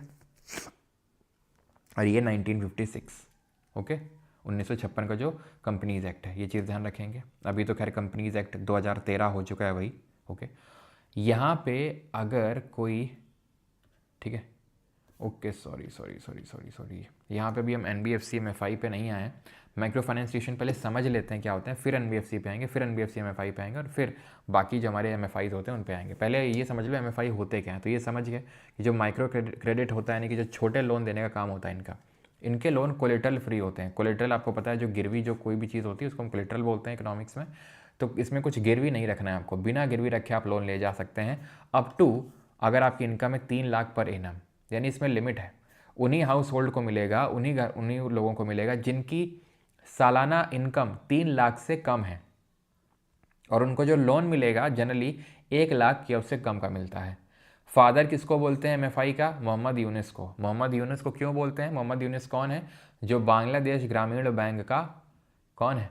फाउंडर है ये। और अभी जो बांग्लादेश की जो इंतरिम सरकार है, इंतरिम जो गवर्नमेंट है, जिसने कि ये माना जाता है इसी ने शेख हसीना की जो सरकार है उसको गिराने का काम किया मोहम्मद यूनुस ने, यही मोहम्मद यूनुस बांग्लादेश ग्रामीण बैंक का संस्थापक है, जिसके लिए इसको 2006 में नोबेल पीस प्राइज़ भी दिया जाता है। किसको? मोहम्मद यूनुस को। Father of micro finance institutions बोलते हैं इसको, याद रहेगा आपको, ठीक है। फर्स्ट माइक्रो फाइनेंस इंस्टीट्यूशन कौन सा था इंडिया में? सेवा, self employed women's association, which was established in Ahmedabad in 1974। पहली माइक्रो फाइनेंस इंस्टीट्यूशन थी, एक तरीके की SHG है, सेल्फ हेल्प ग्रुप है, जो एक तरीके का MFI ही होता है। तो वो 1974 में बना था अहमदाबाद में। बिजनेस मॉडल क्या होता है माइक्रो फाइनेंस बैंक्स का? The business model of micro finance banks revolves around providing small loans, छोटे लोन, लो इनकम इंडिविजुअल्स को, मेनली रूरल एरिया में, ठीक है, through various schemes and groups. ये काम होता है माइक्रो फाइनेंस बैंक्स का। जैसे कि सेल्फ हेल्प ग्रुप आते हैं, ठीक है। सेल्फ हेल्प ग्रुप क्या होते हैं? 10 से 20 लोगों का समूह होता है, जो BPL होते हैं, बिलो पॉवर्टी लाइन होते हैं। वो क्या करते हैं? जो साथ में आते हैं, ठीक है, अपनी लिविंग कंडीशंस को इम्प्रूव करने के लिए, ठीक है, और वो लोन लेते हैं, उनको बोलते हैं SHG, ठीक है। ये क्या करते हैं? कुछ सेविंग करते हैं, अपना बैंक में खाता खुलवाते हैं और बैंक से फिर लोन लेते हैं ये, ठीक है। और वो ग्रुप लोन होता है, ग्रुप लोन मतलब पूरा ग्रुप लोन लेता है, और वहाँ पर एक तरीके से हम बोल सकते हैं कि ग्रुप की कमिटमेंट होती है कि हाँ, हम लोन इस तरीके से पे बैक करेंगे, ठीक है। तो इस तरीके से होता है। SHG provide collateral free loans, ये कोलेटरल फ्री लोन प्रोवाइड करते हैं to members at lower interest rate than the informal sector. Self help group, और सेल्फ हेल्प ग्रुप खुद भी बैंक से क्या करते हैं? इनको मतलब कोलेटरल फ्री लोन मिलता है सेल्फ हेल्प ग्रुप्स को लो इंटरेस्ट रेट में, ये पता होना चाहिए। And also help women and other marginalise groups, ठीक है, become more self reliant. JLG पे आते हैं, जॉइंट लाइबिलिटी ग्रुप। इसमें 4 से 10, कहीं कहीं पे आपको 5 से 10 भी मिलेगा, लेकिन SSC में एक बार क्वेश्चन पूछा गया था 4 से 10 था, तो इसलिए मैंने यहाँ पे 4 से 10 ही मैं आपको पढ़ाता हूँ, ठीक है। तो it comprises a group of 4 to 10 people who come together to apply for a bank loan. थोड़ा सिमिलर है, SHG की तरह है, यहाँ भी कोलेटरल फ्री लोन ही मिलता है, ठीक है। और यहाँ पे होता क्या है? इंडिविजुअल भी कोई लोन ले सकता है। वहाँ पे ग्रुप लोन था, यहाँ पे इंडिविजुअल भी ले सकता है, और रिस्पॉन्सिबिलिटी ग्रुप की होती है, ठीक है। जैसे मान लो कि 5 लोग हैं ग्रुप में, एक ने लिया तो बाकी जो 4 लोग हैं वो उसको पिंच करेंगे अगर वो लोन नहीं भरेगा। तो एक तरीके से ग्रुप रिस्पॉन्सिबिलिटी होती है, ग्रुप गारंटी होती है। लोन यहाँ पे इंडिविजुअली भी लिया जा सकता है। तो यहाँ वहाँ पे 10 से 20 लोगों का मेंबर होता है। JLG की अगर बात करेंगे 4 से 10 लोगों का समूह होता है ये। जॉइंट लाइबिलिटी, नाम से ही समझ आ रहा है, जॉइंट लाइबिलिटी, यानी कि जॉइंटली सब अपनी लाइबिलिटी वो करते हैं। मतलब कि भाई अगर 5 लोग हैं तो सब लोग की लाइबिलिटी है, वो सब की लाइबिलिटी है कि वो लोन अगर किसी एक ने भी लिया तो सबकी लाइबिलिटी है कि उसको भरा जाए, उसको पे बैक किया जाए। तो इसीलिए बोलते हैं जॉइंट लाइबिलिटी ग्रुप्स, ठीक है। All right. अब आते हैं, ये आपका रुकिएगा भी थोड़ा सा, मुद्रा योजना के बारे में। अब आते हैं NBFCs पे। ये नॉन बैंकिंग फाइनेंशियल कंपनीज़ क्या होती हैं, ये मैं इसलिए पढ़ा रहा हूँ बिकॉज ये जो अभी हम पढ़ रहे हैं माइक्रो फाइनेंस इंस्टीट्यूशंस, MFI जिनको बोलते हैं, ये अभी हमने SHG पढ़ा, हमने JLG पढ़ा, एक होते हैं NBFC MFI। तो उसके लिए पहले हमें NBFC को समझना पड़ेगा, तब हम NBFC MFI पे आ पाएंगे। तो NBFCs are known as non-bank financial institutions that offer various banking services but do not have banking license। इनके पास बैंकिंग लाइसेंस नहीं होता। देखो अभी किसी ने पूछा था सर बैंक अगर हमें खोलनी है तो क्या किसकी ज़रूरत है, तो बेटा बैंक खोलनी है ना नॉर्मल, तो 500 करोड़ रुपए बस लगेंगे। ठीक है, इतने रुपए अगर हैं तुम्हारे पास, इतना अगर तुम्हारे पास पैसा है तो तुम खोल सकते हो बैंक। पेड अप कैपिटल की अगर बात करेंगे तो इतना होना अनिवार्य है, तो आप क्या कर सकते हैं, बैंक जो है एक खोल सकते हैं। ओके, देन अगर बात करेंगे, ठीक है, देन अगर बात करेंगे किसकी, अगर हम बात कर लें NBFC की, तो इनको कितने पैसे की ज़रूरत है, सिर्फ सॉरी यहाँ पे 5 होगा, 500 कुछ ज़्यादा नहीं हो गया, ठीक है, इनको सिर्फ यहाँ पे ज़रूरत होती है 5 करोड़ की NBFCs को। ठीक है, नॉर्थ ईस्ट में अगर खोल रहे हो तो सिर्फ 2 करोड़ की ज़रूरत होती है। इन जनरल अगर बात करेंगे तो सिर्फ 5 करोड़ की रिक्वायरमेंट होती है। ठीक है, ये सिर्फ कैपिटल रिक्वायरमेंट की बात कर रहा हूँ। ठीक है, क्लियर। और रजिस्टर्ड किसके अंडर में होती हैं, रजिस्टर्ड किसके अंडर में होती हैं, ये कंपनीज एक्ट ऑफ 1956। ठीक है, ऑलराइट, कंपनीज एक्ट ऑफ 1956 के अंडर में रजिस्टर्ड होती हैं, रेगुलेट होती हैं RBI एक्ट ऑफ 1934 से। अभी यहाँ पे कैच है, अगर आपको रिकॉल, अगर आप याद कर पा रहे हो तो हमने देखा था पीछे, क्या देखा था हमने पीछे देखा था 1949 का जो एक्ट था वो रेगुलेट कर रहा था। ठीक है, यहाँ पे यार 500 करोड़ ही करो, बिकॉज 50 करोड़ में तो ऐसे कोई भी खोलेगा, 500 करोड़ ही होगा। ठीक है, मुझे भी एकदम से कन्फ्यूजन हो गया, 50 और 500 में 500 ही होगा if I am not wrong. ठीक है, NBFC का 5 होता है, और मतलब अगर नॉर्थ ईस्ट में खोलना है तो 2 करोड़ चलता है, और वैसे इन जनरल खोलना है तो 5 करोड़, और नॉर्मल बैंक है तो फिर 500 करोड़। ठीक है, ओके, और हर बैंक का अलग अलग होता है। ये मैं बात करूँ शेड्यूल कमर्शियल बैंक का, अब कहीं और तुम देख लो 100 करोड़, तो 100 करोड़ अलग होता है वो। ठीक है, 100 करोड़ जो पेमेंट बैंक्स होती हैं उनके लिए होता है। ठीक है, ध्यान रखिएगा, जो पेमेंट बैंक्स होती हैं उनके लिए 100 करोड़ होता है, बाकी नॉर्मल के लिए बता रहा हूँ 500 करोड़ होता है, NBFC के लिए 5 करोड़ होता है। ओके, तो वहाँ पे हमने देखा था कि जो बैंक्स को रेगुलेट करने का काम है वो RBI ही करती है, RBI एक्ट ऑफ 1949 के थ्रू। यहाँ पे भी RBI करेगी, लेकिन 1934 के एक्ट के थ्रू। ये रजिस्टर्ड होती है under the companies act of 1956। वो किस एक्ट के थ्रू रजिस्टर्ड है, वही आपका 1949 का जो एक्ट है। They can not accept demand deposit. अब NBFC की खास बात ये है, ये वो बैंक होती हैं जो कि डिमांड डिपॉजिट एक्सेप्ट नहीं कर सकती। अगर आपने कभी सुना हो बजाज फिनसर्व, अगर आपने सुना हो मुथूट फाइनेंस, ये सारी NBFC हैं। मुथूट फाइनेंस हो गई, बजाज फिनसर्व हो गई, ये सब ये डिमांड डिपॉजिट नहीं ले सकती हैं, यानी डिपॉजिट तो ले सकती हैं लेकिन टर्म या टाइम डिपॉजिट ले सकती हैं, डिमांड डिपॉजिट नहीं ले सकती हैं। Like saving, current account. अब सोचो कल ये मैं लेक्चर पढ़ा था, मैं बोलता डिमांड डिपॉजिट नहीं ले सकती हैं, अब तुमको समझ ही नहीं आता डिमांड डिपॉजिट होता क्या चीज़ है। अभी आपको पता है डिमांड डिपॉजिट क्या होता है। NBFCs provide loans against gold and these are called as gold loans. ठीक होते हैं, इंपॉर्टेंट फैक्ट नहीं है। Deposits are not guaranteed in NBFCs। What does this mean, अभी मैंने आपको बताया था कि आपके जो डिपॉजिट होते हैं, जो भी आप डिपॉजिट करते हैं बैंक में, वो गारंटेड होता है। गारंटेड का मतलब अगर कुछ भी होगा, बैंक दिवालिया भी हो जाएगी तो भी आपको कुछ पैसा मिलेगा, और वो पैसा कितना है, 5 लाख मैक्सिमम।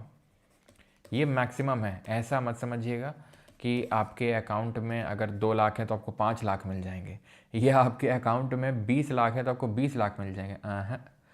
मैक्सिमम इतने मिल सकते हैं, इससे ज़्यादा तो नहीं मिलेंगे। चाहे आपके अकाउंट में 50 करोड़ भी पड़े हों, इससे ज़्यादा तो रुपये तो नहीं मिल पाएंगे।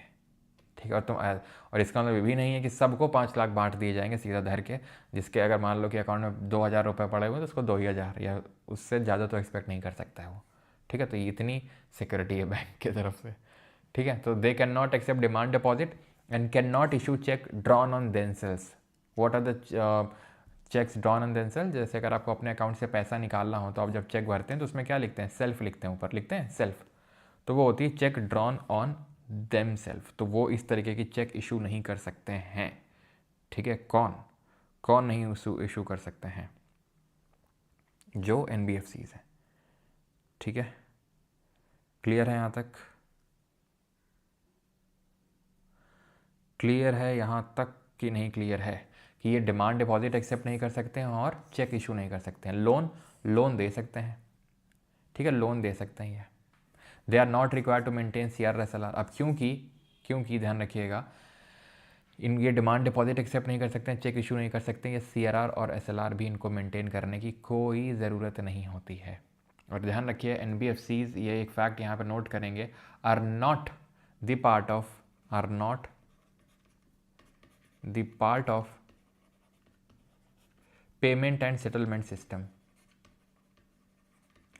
पेमेंट एंड सेटलमेंट सिस्टम का पार्ट नहीं होती NBFCs। इसका मतलब ये होता है कि जैसे फॉर एग्जांपल जब हम पेमेंट करते हैं, मान लो मुझे SBI से, मान लो कि कोई UPI में पेमेंट करना है HDFC बैंक में, तो national payment corporation of India क्या करता है, इस पेमेंट को ट्रांसफ़र करता है। पहले SBI में जाएगा, फिर NPCI उसको काइंड ऑफ HDFC में भेजेगा। इस तरीके से पेमेंट पूरी सेटल होती है। इसको बोलते हैं payment and settlement system. Payment and settlement system act है, अधिनियम है 2007 का, जिससे कि, ठीक है, ये एक्ट है 2007 का, जिससे कि RBI इस पूरे पेमेंट सेटलमेंट सिस्टम को रेगुलेट करता है। ठीक है, इसका पार्ट NBFCs नहीं होते हैं। ठीक, क्लियर है यहाँ तक NBFC के बारे में? ठीक है, इनको CRR/SLR मेंटेन नहीं करना है, और क्योंकि CRR/SLR नहीं है तो फिर ये लोन भी नहीं ले सकते हैं, ठीक है, RBI से डायरेक्ट एक्सेस नहीं होता है लेफ्ट विंडो का इनके पास, डायरेक्टली लोन ले लें। ठीक है, तो ये चीज़ आप ध्यान रखिएगा। ओके, मतलब कि RBI से डायरेक्टली लोन नहीं लेंगे तो फिर कहाँ से लेंगे, जो बाकी अदर बैंक से वहाँ से लोन ले सकते हैं NBFCs। तो ये हिंदी में पूरा लिखा हुआ है। अब आते हैं NBFC MFI पे। तो MFI क्या होते हैं, अभी हमने पढ़ा माइक्रो फाइनेंस इंस्टीट्यूशन, जो छोटे बैंक्स होते हैं जो ऐसे लोगों को लोन देते हैं जिनकी इनकम बहुत ज़्यादा नहीं होती है, और छोटे लोन देते हैं जिनकी इनकम बहुत ज़्यादा नहीं होती है। तो मतलब जिनकी इनकम 3 लाख से नीचे है, उन लोगों को छोटा लोन यानी कि 1 लाख से कम, इतना लोन देते हैं। तो हमने देखा SHG हो गया, JLG हो गया। इसी तरीके से NBFC MFI होते हैं, यानी ऐसे NBFC जो माइक्रो फाइनेंस इंस्टीट्यूशंस हैं। ठीक है, they are registered under RBI and regulated by RBI। ठीक है, ओके, जनरली RBI रेगुलेशन करता है, कहीं कहीं पे थोड़ा बहुत रेगुलेशन चेंज हो जाता है, बट मेनली RBI ही करता है। They provide micro loans and micro financial services to low income individuals, especially in rural areas who lack access to formal banking services. इनको स्टैब्लिश किया गया था NBFC MFI को on the recommendation of Malegam committee. 2010 में ये समिति बनती है, इसने रिकमेंड किया था कि NBFC MFI बनने चाहिए। As per RBI guidelines for entities other than NBFC MFIs, the maximum limit for microfinance loans is 25% of the total assets. To qualify, ये थोड़ा सा भी होल्ड करिएगा, ठीक है। To qualify for NBFC MFI license, they are required to have 75% of total assets in the form of microfinance loans. इसका मतलब ये है कि जितने भी लोन देंगे, अगर आपको NBFC MFI का तमगा चाहिए, स्टेटस चाहिए, तो जितने भी आपके लोन हैं, जितना भी आपका जो क्रेडिट है, उसका 75% आपका टोटल एसेट का मतलब है बैंक का लोन ही उसका एसेट होता है। तो 75% ऑफ योर एसेट यानी 75% of your loan should be in the form of micro finance loan. Micro finance loan क्या होते हैं, जिसमें कोई कोलेटरल की रिक्वायरमेंट नहीं होती है, उनको दिए जाते हैं जिन हाउस होल्ड की इनकम 3 लाख से कम है। तो ऐसे जो, अगर आपको NBFC MFI का स्टेटस चाहिए तो आपके 75% लोन्स माइक्रो फाइनेंस लोन्स होने चाहिए, सिंपल बात। ठीक है, क्लियर है यहाँ तक? अभी ख़त्म नहीं हुआ है लेक्चर, ठीक है। एक चीज़ मुझे आपको बतानी है अभी, ठीक है, फिर आप लोग डाउट पूछ लीजिएगा। अभी पहले मैं एक चीज़ बता लूँ, एंड दैट इज़, जैसे कि ये अभी हम MFI की बात कर रहे हैं, तो इसी तरीके से कुछ RBI priority sector lending target set करके रखती है। क्या सेट करके रखती है? Priority sector lending, PSL targets जिनको बोलते हैं। बैंकों को ये बोला जाता है, क्या बैंकों को ये बोला जाता है कि आप प्रायोरिटी सेक्टर लेंडिंग करो। प्रायोरिटी सेक्टर का मतलब ये होता है ऐसे सेक्टर्स जहां पे ज़्यादा क्रेडिट देना है, ज़्यादा लोन देना है। किसको? बैंकों को। किसने बोला है? RBI ने बोला है। ठीक है, क्यों?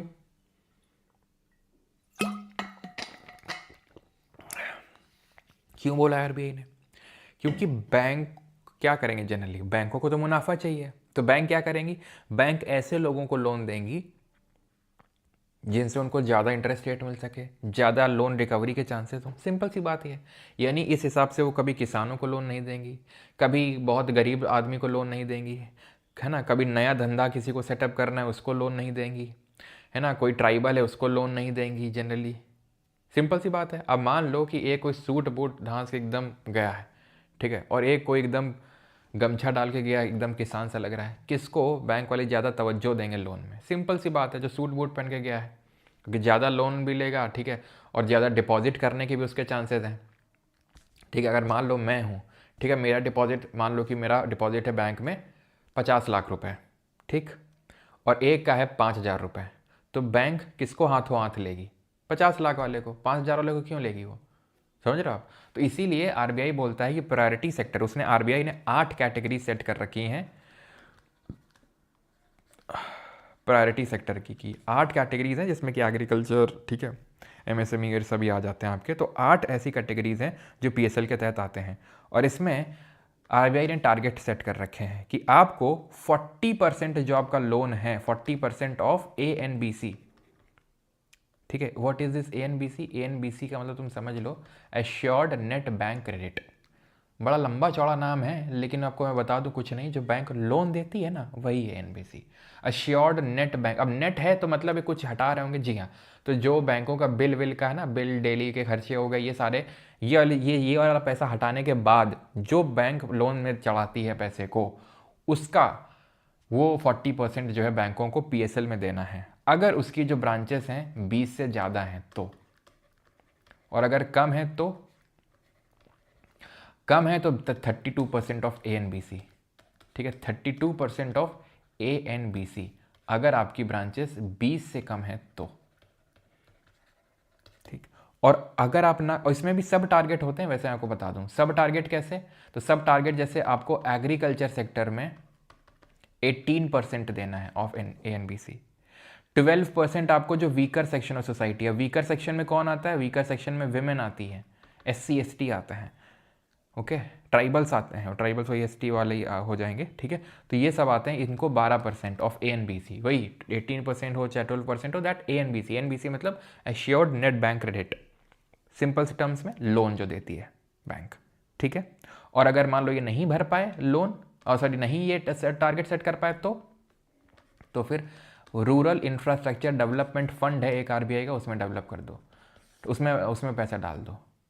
तो फिर बैंक तो ऐसे वो करेंगी नहीं, इसी में पैसे नहीं डाल देंगे बाद में, नहीं, इसमें नहीं डालती हैं बैंक। क्यों? क्योंकि इसमें बहुत कम इंटरेस्ट रेट मिलता है, बहुत कम इंटरेस्ट रेट मिलता है। तो इससे अच्छा है वो सोचती हैं कि हम इसको टारगेट को फुलफिल ही कर लें, या फिर अगर फुलफिल नहीं कर पा रही हैं तो ऐसे बैंकों को दे दें जिनको टारगेट अपने फुलफिल करने हैं। जैसे कि फॉर एग्जांपल अगर मैं आपको बताऊं, तो जो जैसे फॉर एग्जांपल आरआरबीज हैं, जो रीजनल रूरल बैंक है, तो इनका तो काम ही है गांव में ऑपरेट करना, तो इनके लिए पीएसएल टारगेट ज़्यादा सेट किए गए हैं। इनके लिए पता है कितने? इनके लिए 75% ऑफ एएनबीसी, क्योंकि इनको तो इसीलिए सेटअप ही किया गया है कि आप गांव में जाओ और गांव के लोगों को लोन दो, सिंपल, ठीक है। इसी तरीके से स्मॉल फाइनेंस बैंक होती हैं, स्मॉल फाइनेंस बैंक जैसे आपने सुना होगा कभी, एयू स्मॉल फाइनेंस बैंक सबसे बड़ी स्मॉल फाइनेंस बैंक है, उनके लिए भी 75% होता है। बस अंतर ये होता है, ठीक है, ठीक है। अच्छा, एनबीएफसी के लिए क्या होता है? एनबीएफसी के लिए क्यों, अगर मैं बोलूं एनबीएफसी के लिए क्या टारगेट्स होते हैं, तो ध्यान रखना एनबीएफसी के लिए नो पीएसएल टारगेट्स, कोई पीएसएल टारगेट्स नहीं होते हैं, ओके। और एमएफआई के लिए तो हम देख चुके हैं एनबीएफसी एमएफआई कि आपका 75% जो है लोन वो माइक्रो फाइनेंस के तौर पे होना चाहिए। क्लियर है इतनी चीज़? एनबीएफसी के लिए कोई पीएसएल टारगेट नहीं, कोई सीआरआर एसएलआर नॉर्म्स नहीं, चेक नहीं इशू कर सकते हैं, डिमांड डिपॉजिट नहीं ले सकते हैं, ठीक है। और कंपनीज एक्ट ऑफ 1956 के तहत रजिस्टर्ड है, banking act of RBI act of 1934 के तहत आरबीआई इनको रेगुलेट करने का काम करता है, ठीक है। क्लियर है? ओके, डन, ठीक है। अब जो कोऑपरेटिव बैंक्स हैं, जैसे खासकर जो अर्बन कोऑपरेटिव बैंक्स हैं, ठीक है, इनको ज़रा देख लीजिएगा, ये काफ़ी थोड़ा सा ना इनका खतरा रहता है, खतरा इन दी सेंस क्योंकि इनका डुअल रेगुलेशन होता है। डुअल रेगुलेशन कैसे? तो डुअल रेगुलेशन ऐसे होता है कि एक तो आरबीआई इनको रेगुलेट करेगा, ठीक है, और रजिस्ट्रार ऑफ कोऑपरेटिव सोसाइटीज़ उस पर्टिकुलर स्टेट का जहाँ पे सेटअप है। तो इस तरीके से डुअल रेगुलेशन होता है, जिसकी वजह से कई बार चांसेस होते हैं कि फेल कर जाएं, जैसे कि पंजाब एंड महाराष्ट्र, ठीक है, जो कोऑपरेटिव बैंक थी, पीएमसी बैंक थी, 2019 में फेल हुई थी क्योंकि आरबीआई को पता ही नहीं लग पाया और इसने ऐसे लोगों को, इन्फ्लुएंशियल लोगों को लोन देती गई, ठीक है, और उसको छुपाती भी गई, और बाद में एक पॉइंट के बाद आके फेल हो गई एकदम। जब खोली इसकी किताबें तब पता चला कि यहाँ पे तो सब गड़बड़ घोटाला हो रखा है, जो लोगों ने यहाँ पैसा डाल रखा था उन सब का पैसा गया, अभी तक पैसा उन लोगों को नहीं मिल पाया, काफ़ी लोगों को। तो ये इसी वजह से होता है क्योंकि आरबीआई के अलावा रजिस्ट्रार ऑफ कोऑपरेटिव सोसाइटी भी होती है जो उस पर्टिकुलर स्टेट की होती है, और यहाँ पर पॉलिटिकल नेक्सस बन जाते हैं तुरंत, और पॉलिटिकल इन्फ्लुएंस की वजह से जो होते हैं ना, जो बड़े बड़े बिल्डर होते हैं, ये सोसाइटी बना रहे हैं, वो सोसाइटी बना रहे हैं, वो सब यहीं से लोगों का पैसा चूसते हैं, लेते हैं, रीपे बैक करते नहीं हैं, और इस तरीके से वो पूरा फ्रॉड चलता रहता है। और इसी ऐसे आपकी पीएमसी बैंक फेल भी करी थी। तो ध्यान रखना, इसमें जो अर्बन कोऑपरेटिव बैंक होती हैं, डुअल रेगुलेशंस होते हैं आरबीआई के और रजिस्ट्रार ऑफ कोऑपरेटिव सोसाइटीज़ का, ठीक है, ऑलराइट। और यहाँ पे हमने कुछ छोड़ा था, अगर आपको याद हो, मुद्रा वाला चीज़, ठीक है। तो मुद्रा हम एक बार कवर कर लेते हैं, क्या है मुद्रा। तो एक्चुअल में ये होते हैं छोटे लोन्स जो एमएसएमई सेक्टर में दिए जाते हैं, ठीक है। This is a government scheme that promotes financial inclusion. Financial inclusion का मतलब क्या होता है, वित्तीय समावेश, यानी कि जितनी भी वित्तीय गतिविधियां हो रही हैं, जैसे पैसा सेव करना बैंक में, पैसा लोन लेना, उधार में लेना, वही सब फाइनेंशियल सर्विसेज में आती हैं। तो उसको बोलते हैं फाइनेंशियल इंक्लूजन। जब हम सारे लोगों को इस फाइनेंशियल एक्टिविटी में ले लें, सारे लोगों से मतलब भाई अमीर लोग तो हैं ही, जो लोग शहर में रह रहे हैं वो तो हैं ही, लेकिन जो लोग गांव में रह रहे हैं, जो गरीब हैं, जो वेमेन हैं, जो SC ST हैं, उनको भी अगर हम ले लें, that is called as financial inclusion. तो जो आरआरबी खोली गई या माइक्रो फाइनेंस इंस्टीट्यूशन खोले गए, इनका मेन पर्पस क्या था, इनका मेन पर्पस था फाइनेंशियल इंक्लूजन, ठीक है, ताकि पॉवर्टी को कम किया जा सके, और फाइनेंशियल इंक्लूजन ताकि इन लोगों को भी फाइनेंशियली इंक्लूड किया जा सके, इन लोगों के भी अकाउंट खोले जा सकें, और इन लोगों को भी अगर लोन की ज़रूरत पड़े तो इन लोगों को भी लोन अवेल किया जा सके। इसको बोलते हैं फाइनेंशियल इंक्लूजन, ठीक है भाई। तो ये उसी की एक स्कीम है, ध्यान रखिएगा, प्रधानमंत्री मुद्रा। ये 2015 में 8 अप्रैल 2015 में लॉन्च हुई थी, और 100% इसकी जो फंडिंग है ये कहाँ से आती है, सिडबी की तरफ से आती है। शिशु, किशोर, तरुण, पहले 3 तरीके के लोन होते थे, और अभी एक कैटेगरी और ऐड की जा चुकी है, तरुण प्लस। 50,000 तक का लोन यहाँ मिलता है, यहाँ 50,000 से 5 लाख तक का, तरुण में 5 लाख से 10 लाख, और तरुण प्लस में 10 लाख से लेके 20 लाख तक का यहाँ पे लोन मिलता है।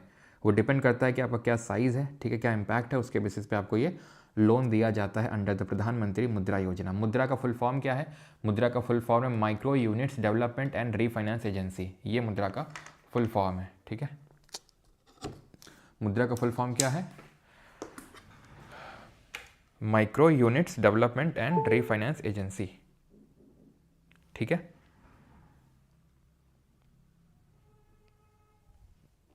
क्लियर है, ठीक। चलिए अभी लगाते हैं यहाँ पर क्वेश्चंस हम लोग, जिसको रिकॉर्डिंग चाहिए हो, ठीक है, क्लास की and quizzes and notes and everything, तो आप यहाँ पे 4.0 बैच को एक्सेस कर सकते हैं। एंड साथ ही साथ फैटमैन में अच्छा क्या क्या नोट करना है मैं आपको बता देता हूँ, ठीक है। एक तो जो मैंने कुछ चीज़ें जो बता दी थी वो तो थी, प्लस जो लास्ट मैंने आपको बताया अभी प्रायोरिटी सेक्टर लेंडिंग, ये नोट कर लीजिएगा, ठीक है। PSL जो टारगेट्स हैं इनको नोट कर लीजिएगा, बाकी तो मैंने बता दिया। एक तो नरसिम्हम कमेटी 2 अमलगमीशन वाला ऑफ बैंक वाला नोट करना है आपने, और जो बैंक के फंक्शंस हैं, प्राइमरी फंक्शंस और सेकेंडरी फंक्शंस, ठीक है, सेकेंडरी में एजेंसी और यूटिलिटी और ओवरड्राफ्ट, वो बस कर लेना है, ठीक है। बाकी तो सब आपके उसमें बुक में है ही, ओके। PSL रिपीट कर दीजिए, ओके, ठीक है, कर रहे हैं सर जी। SFB क्या होता है, SFB होते हैं स्मॉल फाइनेंस बैंक होते हैं ये, ठीक है, स्मॉल फाइनेंस बैंक होते हैं SFB, ठीक है।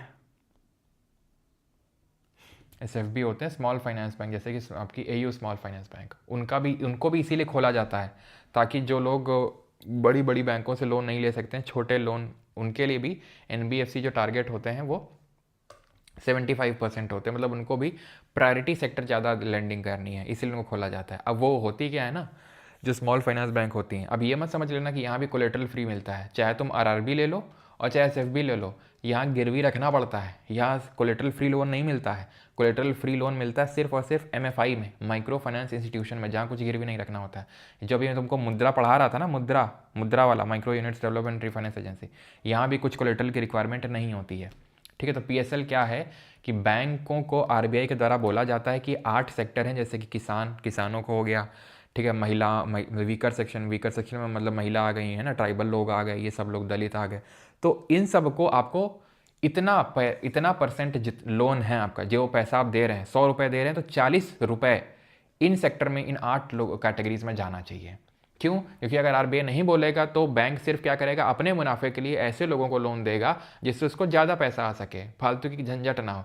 तभी आप देखो कि जो प्राइवेट बैंक्स होती हैं वो ज़्यादा अपनी सेंटर्स, ब्रांचेस गांव में जाके नहीं खोलती हैं, ऐसी जगह नहीं खोलती हैं जहाँ पे उनको ज़्यादा मुनाफा ना हो। आप देख लो एचडीएफसी या फिर एचडीएफसी बैंक हो या फिर आपकी कोटक महिंद्रा हो, आपको देखने को मिलेंगे क्या ज़्यादा गांव में होंगे। अब एचडीएफसी थोड़ा थोड़ा रीच पेनेट्रेट कर रही है, लेकिन कोटक जैसे महिंद्रा बैंक हो गई, ये सब, इनफैक्ट इनके अगर आप केवाईसी प्रोसेस ही करने जाओगे, इनका केवाईसी, कोटक की अगर बात करें, इनका केवाईसी इतना मुश्किल है कि गांव का आदमी तो अगर ऑनलाइन खुलवाना भी चाहे बैंक कोटक में, खुलवा ही नहीं पाएगा, इतना मुश्किल है। अगर मतलब थोड़ा पढ़ा लिखा है तो ठीक है, लेकिन अगर ज़्यादा पढ़ा लिखा नहीं है तो एकदम इतने वो होते हैं ना कि आदमी कन्फ्यूज़ हो जाए। ऐसा नहीं कि जैसे वो कुछ चीज़ें पूछते हैं तो वो बता नहीं पाएंगे, लेकिन इतना आदमी डर जाता है ना तो बहुत मुश्किल होता है। तो क्यों? क्योंकि वो वहाँ पे उनको कुछ मुनाफा नहीं होगा इसलिए, तो इसलिए वो ऐसे टारगेट सेट करके रखती है। ठीक है, तो ये 4.0 बैच है, इंग्लिश का 2.0 है, जहाँ पीएसपी सर आपको पढ़ाते हैं, और ये कॉम्बो है। ऑलराइट, चलिए अभी हम क्वेश्चंस कर लें। क्वेश्चंस कहाँ गए यार? चलो करिए, पहला क्वेश्चन करिए। नाबार्ड लिंकेज वाला नहीं बताया, ओके ठीक है, तो यहाँ पे बता देते हैं, एक सेकेंड। नाबार्ड ने 1992 में, 1992 में एक प्रोग्राम लॉन्च किया था, एसएचजी बैंक लिंकेज, जहाँ पे एसएचजीज को बैंक के साथ लिंक किया था, सो दैट कि एसएचजीज को ज़्यादा फाइनेंशियल हेल्प मिल सके बैंक से, सिंपल। ठीक है, तो ये प्रोग्राम लॉन्च किया गया था नाबार्ड के द्वारा, सो दैट कि ज़्यादा फाइनेंशियल हेल्प मिल सके, किसको? एसएचजीज को, थ्रू दी बैंक, उनको लिंक करने काम किया था। क्योंकि कई बार ऐसा होता है एसएचजीज बैंकों के इन्फ्लुएंस में आ ही नहीं पाते, इनको पता ही नहीं चल पाता है। एनबीएफसी कैन नॉट, एनबीएफसी क्या नहीं कर सकती हैं? ठीक है,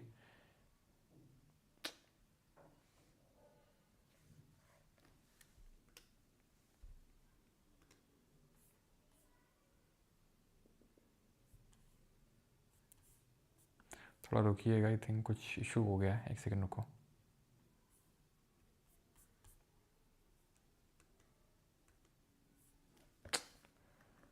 क्या हो गया यार? ओके, अभी स्क्रीन दिख रही है, एक बार कमेंट करना।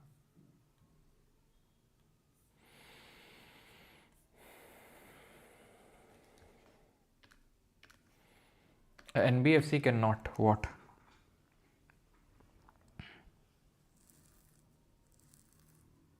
Happy birthday Richa ji. चलो, नहीं बिल्कुल अजीत नहीं है, आरबीआई में आप लोग नहीं खोल सकते हैं सर। लास्ट में नोट जाता कहाँ है? लास्ट में नोट जाता कहाँ है मतलब घूमता रहता है जब तक फट नहीं जाता है सर। टाइप्स ऑफ मनी रह गया है, वो नहीं करवाना है अभी। वो टाइप्स ऑफ मनी मैंने बोला था कल कराऊंगा मैं, लास्ट में नहीं। टाइप्स ऑफ मनी कल के लिए बोला था वो। सर बैंक रन की सिचुएशन में सिर्फ आरबीआई ही लास्ट रिसॉर्ट लेंडर क्यों होता है, गवर्नमेंट क्यों नहीं? वही अब पैसा आरबीआई के पास होता है, आरबीआई भी खुद गवर्नमेंट को फंडिंग करती है, जिसको हम डेफिसिट फाइनेंसिंग बोलते हैं, अगर आपको याद हो। उसमें गवर्नमेंट खुद से भी पैसा प्रिंट करवाती है आरबीआई से, वो अलग बात है, लेकिन गवर्नमेंट नहीं, आरबीआई है। जैसे फॉर एग्जांपल मैं आपको बताऊं तो जब हमारा देश आज़ाद था तो हमारे देश के पास कितने पैसे थे, कितने रुपए थे पता है? मतलब आप ये समझ लो कि 75 करोड़ रुपए सिर्फ हमें देने थे, किसको? पाकिस्तान को। जिसमें हमने 20 करोड़ तो दे दिए थे पाकिस्तान को, क्योंकि पहले आरबीआई जो है इंडिया का और पाकिस्तान दोनों का कॉमन बैंक के तौर पे एक्ट करता था। इंडिया और पाकिस्तान दोनों का कॉमन बैंक था आरबीआई। ठीक है, तो जब आज़ाद हुए, मतलब जब पार्टीशन हुआ तो 75 करोड़ पाकिस्तान को मिलने थे, उसमें से 20 करोड़ तो हमने दे दिए थे तुरंत ही, लेकिन 55 करोड़ हमने होल्ड कर लिए थे। किस लिए होल्ड कर लिए थे? इसको सबक सिखाने के लिए। लेकिन गांधी जी ने क्या किया? गांधी जी आमरण अनशन पर बैठ गए। उन्होंने ये बोला कि जब तक पाकिस्तान के पैसे नहीं दिए जाएंगे तब तक वो आमरण अनशन पर बैठ जाएंगे नहीं तो, ठीक है। तो फिर मजबूरन इंडियन गवर्नमेंट को, आरबीआई को पैसे देने पड़े, 55 करोड़ भी, ठीक है, क्योंकि गांधी जी का कहना था कि हम किसी के साथ धोखा नहीं करेंगे, जो हमने प्रॉमिस किया वो देंगे। और यही एक कारण था कि क्यों गोडसे ने गांधी जी की हत्या करी, ठीक है। वन ऑफ द रीजंस ये भी था कि ये इंडिया के कम पाकिस्तान के मतलब फादर ऑफ नेशन ज़्यादा हैं, उनकी चिंता ज़्यादा है इनको, जबकि मतलब मेन ये था, इसलिए गवर्नमेंट ने होल्ड करके रखा था कि अगर हम इसको पैसा दे देंगे तो ये टेररिस्ट एक्टिविटीज़ ये करेगा यहाँ पर पाकिस्तान और रीजन में।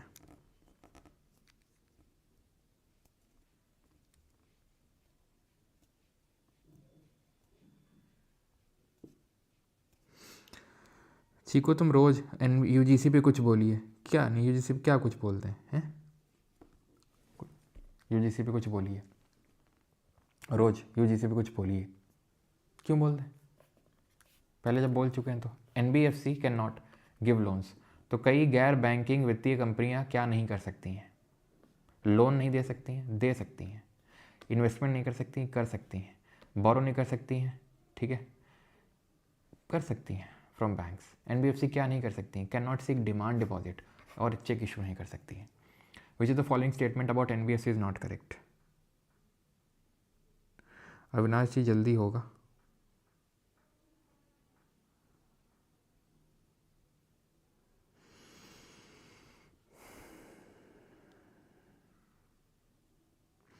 लोन लेके पैसा वापस नहीं किया तो कल की क्लास में देखेंगे वो, ठीक है, जिसको एनपीए वगैरह बोलते हैं, non performing asset.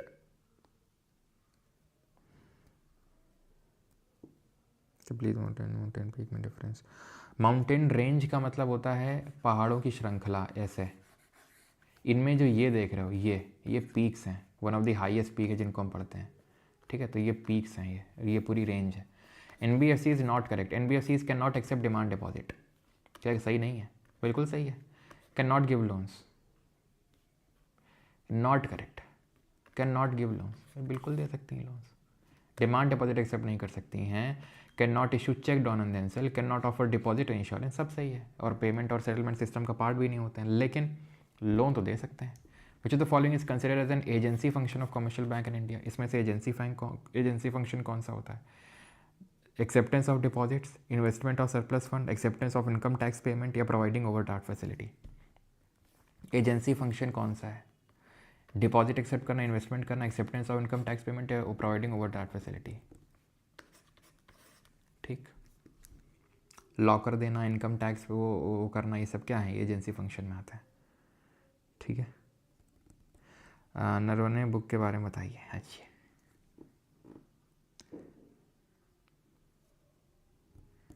Sir what about Rampa rebellion? मतलब रंपा रेविलियन तुमको यहाँ याद आ रहा है? About a borrower, which of the following statement about a borrower from a micro finance company is not correct? Micro finance company के बारे में कौन सा सही नहीं है? The borrower should not have annual income beyond a limit. Yes, 3 lakh से नहीं होना चाहिए ज़्यादा। The borrower should not seek loan beyond a limit. Yes, 1 lakh से ज़्यादा लोन आप सीख मत करो। Borrower should not refuse to offer collateral. He can refuse, ठीक है। जो माइक्रो फाइनेंस में कोलेटरल फ्री लोन मिलता है तो मना कर सकता है लोन देने से, ठीक है। निष्ठा क्या? निष्ठा पता चलेगा क्या है। The borrower should not refuse to pay any interest rate. Should not refuse नहीं भैया, इंटरेस्ट रेट तो पे करना पड़ेगा, ठीक है। इंटरेस्ट रेट तो पे करना पड़ेगा, ठीक है। ये बता। In India the central bank functions as the lender of last resort usually refers to which of the following? तो भारत में अंतिम उधारदाता के रूप में केंद्रीय बैंक के कार्य में सामान्यतः निम्नलिखित में से क्या सम्मिलित है? बताएं जल्दी से। तो 4.0 बैच में 500 का 4.0 बैच 500 का कर दीजिए, आपकी शादी बहुत सुंदर लड़की से होगी, मैं दुआ करूँगा। अच्छा,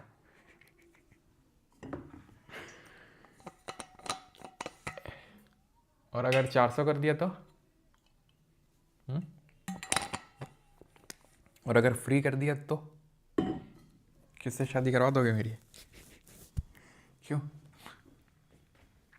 अगर फ्री कर दिया तो किससे शादी करवा दोगे फिर?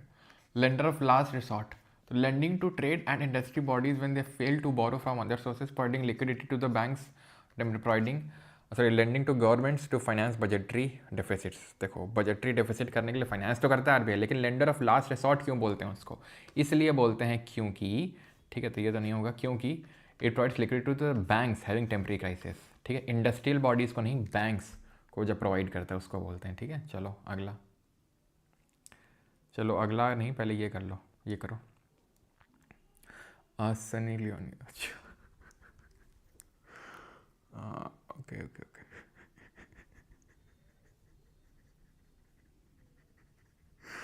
स्वर्ग परी से हो गया, अनन्या पांडे से, अच्छा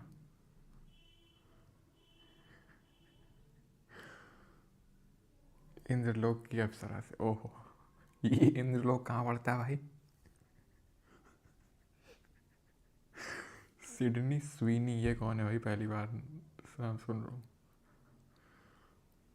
प्लास्टिक मनी, हॉट मनी, भैया मेरे जतिन क्या तुम लोग सो रहे होते क्या बीच में? अभी बताया 2 बार, अभी बीच में फिर बताया, अभी 5 मिनट पहले ही, तो छूटा नहीं है, अभी करेंगे उसको हम लोग। हो सकता है आई थिंक पीछे कोई लोग देख रहे होते हैं, मुझे ऐसा लगता है कभी कभी। बच्चे सुंदर सुंदर होंगे अगर फ्री कर दिए तो, अच्छा। और मान लो हम पैसा तुमको दे दिए वापस, अगर मान लो तुम बैच लो हमारा, हम तुमको पैसे दे दें फिर? तो governor of RBI is appointed by the central bank और सेंट्रल गवर्नमेंट। पढ़ो, ऐसा नहीं कि बस तुरंत ये तो आईएएस का क्वेश्चन है, हाँ हम तो ऐसे सीखते, हम नहीं करोगे, ठीक है। The central certain provisions in the constitution of India give the central government the right to issue directions to the RBI in public interest. अब ध्यान से पढ़ो, certain provisions in the constitution of India give the central government the right to issue directions, यानी संविधान में ऐसा लिखा हुआ है, ठीक है, संविधान में ऐसा लिखा हुआ है कि गवर्नमेंट डायरेक्शन दे सकता है आरबीआई को। कभी मैंने पॉलिटी में तुमको ऐसा पढ़ाया? कहीं ऐसा आरबीआई कहीं लिखा हुआ है? कहीं आरबीआई शब्द ही नहीं लिखा हुआ पूरे संविधान में, तो कहाँ इस तरीके का लिखा होगा? संविधान में बोल रहा लिखा है, खत्म। हल्का क्वेश्चन था। श्रद्धा कपूर, अच्छा मिस यूनिवर्स, इंदर लोग दिल्ली में हैं, अच्छा तो वहाँ की कौन सी परी है भाई? एक बोल रहा निर्मला ताई, अच्छा हाँ आपको दुआ देंगे बेटा, दुआ नहीं चाहिए हमको, कुछ गुड और सर्विस चाहिए मुझे, दुआ नहीं चाहिए, ठीक है। फिर मुझे कुछ टैंजिबल चीज़ चाहिए, ठीक है, टैंजिबल चीज़, दुआ से काम नहीं चलेगा। आपके पोते पोती भी सुंदर होंगे, अच्छा बेटा, नहीं पोते पोती नहीं होंगे वो तो फिर उसके बाद तुम बताओ अब क्या ऑप्शन बचा है। Consider the following statement. The SHG program was originally initiated by the State Bank of India, providing NABARD ने शुरू किया था 1992 में SHG बैंक लिंकेज प्रोग्राम, ठीक है। अभी पढ़े थे हम लोग, ठीक है, तो पहला गलत, तो ये तो नहीं होगा। In an SHG all members of group take responsibility for loan that an individual member takes. Yes, ठीक है, सही होगा ये भी। RRBs and scheduled commercial bank support SHGs, बिल्कुल सपोर्ट करती हैं SHGs को, तो ओनली 2 हो जाएगा ऑप्शन नंबर बी। पीछे कुछ छोड़े थे हमने, ये तो कल कर लिया था, ये वाला क्वेश्चन और कर लो फिर हम करते हैं हाले।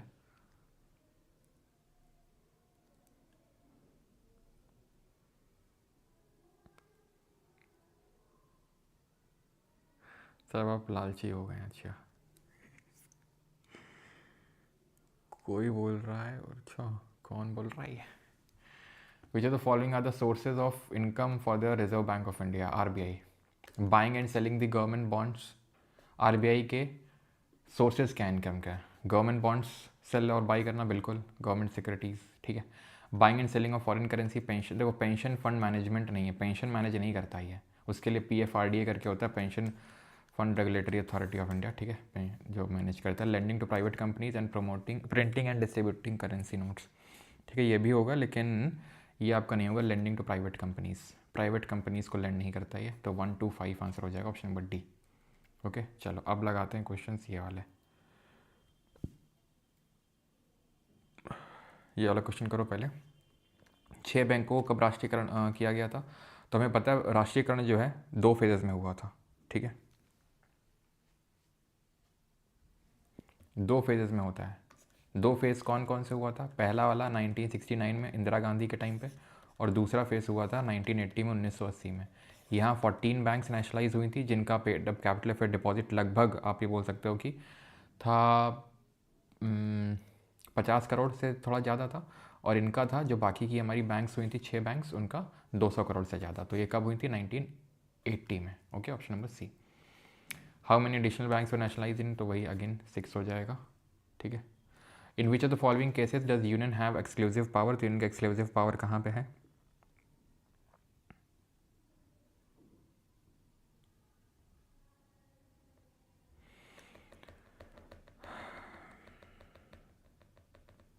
तो एग्रीकल्चर स्टेट सब्जेक्ट है, हेल्थ स्टेट सब्जेक्ट है, पुलिस भी है, बैंकिंग आपका यूनियन सब्जेक्ट है। तो यूनियन बना सकता है, सेंट्रल लॉ बना सकता है। Who was PM when 14 major banks were nationalised in 1969? तो कौन प्राइम मिनिस्टर था जब 14 राष्ट्रीयकरण हुई थी बैंक? तो इंदिरा गांधी थी। फिर आपके चौधरी चरण सिंह थे दूसरे फेज में। Which apex institution was established in 1982 to specifically look after rural credit and agriculture? तो 1982 में क्या बना था? SEBI. Securities and exchange bank of India बिल्कुल नहीं, 1988 में बना था ये, और हेडक्वार्टर मुंबई में। 1992 में इसका एक्ट आया था, सेबी एक्ट आया था। सिड भी 1990 में स्टैब्लिश हुआ था। ऐसे याद कर लो, 1988 में सेबी स्टैब्लिश हुआ, 1992 में एक्ट बना, और बीच में इसके सिड भी बन गया 1990 में। इसके बीच में कहाँ पे हेडक्वार्टर? लखनऊ में। नाबार्ड बना था 1982 में, 12 जुलाई 1982 को, बी शिवरमन कमेटी के रिकमेंडेशंस पे। और नाबार्ड सुपरवाइज किसको करता है? आरआरबीज को सुपरवाइज करता है। ये चीज़ आपको ध्यान रखना है। ठीक है, अगला क्वेश्चन देखते हैं। और अगला है आपका, who is responsible for issuing all currency notes in India? तो सारे currency note except 1 rupee note कौन करता है? तो एक्सेप्ट एग्जिम अच्छा, ये एग्जिम होता है आपका एक्सपोर्ट इम्पोर्ट। ठीक है, एक्सपोर्ट इम्पोर्ट होता है आपका, एक्सपोर्ट इम्पोर्ट। ठीक है, हाँ। और ये स्टैब्लिश आपका 1982 में हुआ था, 1982 में स्टैब्लिश हुआ था। ये हेडक्वार्टर मुंबई में है। ये भी वहीं पे नोट कर लेंगे, जो लोग के पास फैटमैन है तो फैटमैन में नोट कर लेंगे। ओके, पीएसएल टारगेट्स की, तो पीएसएल टारगेट जो अर्बन कोऑपरेटिव्स होते हैं उनके लिए भी वही, जितने आरआरबी के लिए होते हैं, जितने स्मॉल फाइनेंस बैंक के लिए होते हैं, उतने ही अर्बन कोऑपरेटिव बैंक के लिए होते हैं। 75% का होता है उनके लिए भी। ठीक है, चलो। तो करेंसी नोट की बात करेगा तो आरबीआई आ जाएगा। सिर्फ कॉइन्स की मिंटिंग बात करेगा government of India. RRBs were established in 1975 to strictly provide credit to. तो क्रेडिट किसको देना था? लार्ज कॉर्पोरेट हाउसेस को, रूरल लोगों को। ठीक है। RBI earns the title of lender of last resort due to which of the following reasons? तो निम्नलिखित में से किस कारण से आरबीआई को अंतिम उपाय ऋणदाता कहा जाता है? क्यों कहा जाता है? तो यह आपका क्वेश्चन अभी हमने देखा यूपीएससी में पूछा जा चुका है। तो इन्फ्लेशन कंट्रोल करता है? नहीं। ठीक है। प्रिंट करता है करेंसी? नहीं। Lends to public during crisis? नहीं, पब्लिक को नहीं लेंड करता है। किसको करता है? कमर्शियल बैंक्स को। With reference to India consider the following events? UP PCS में क्वेश्चन पूछा गया। Nationalisation of banks, formal formation of RRBs, adoption of villages by bank branches. तो जो बैंक ब्रांचेस हैं उनको बैंक अडॉप्ट करने के लिए भी बोला गया था। तो यहाँ पे हमें पता है नेशनलाइजेशन ऑफ बैंक सबसे पहली बार कब हुआ था? तो 1969 1969 में हुआ था। फिर आपका 1980 में हुआ था, 1980 में हुआ था। आरआरबीज की बात करेंगे 1975 में स्टैब्लिश हुई थी। पहले वाली 2 अक्टूबर 1975 को। प्रथम ग्रामीण बैंक थी, मुरादाबाद में बनी थी। ठीक है, प्रथम ग्रामीण बैंक थी जो मुरादाबाद में बनी थी। ठीक है, लेकिन एक्ट आया था 1976 1976 में। ओके, और ये जो है आपका एडॉप्शन ऑफ ब्रांच विलेजेस, ये तो आई थिंक जब मोदी गवर्नमेंट आई है 2014 में, तब इस पर्टिकुलर इस चीज़ को लाया गया है। तो या फिर नहीं, ये तो मतलब ठीक है, लाया तो गया था मोदी गवर्नमेंट के द्वारा, लेकिन इससे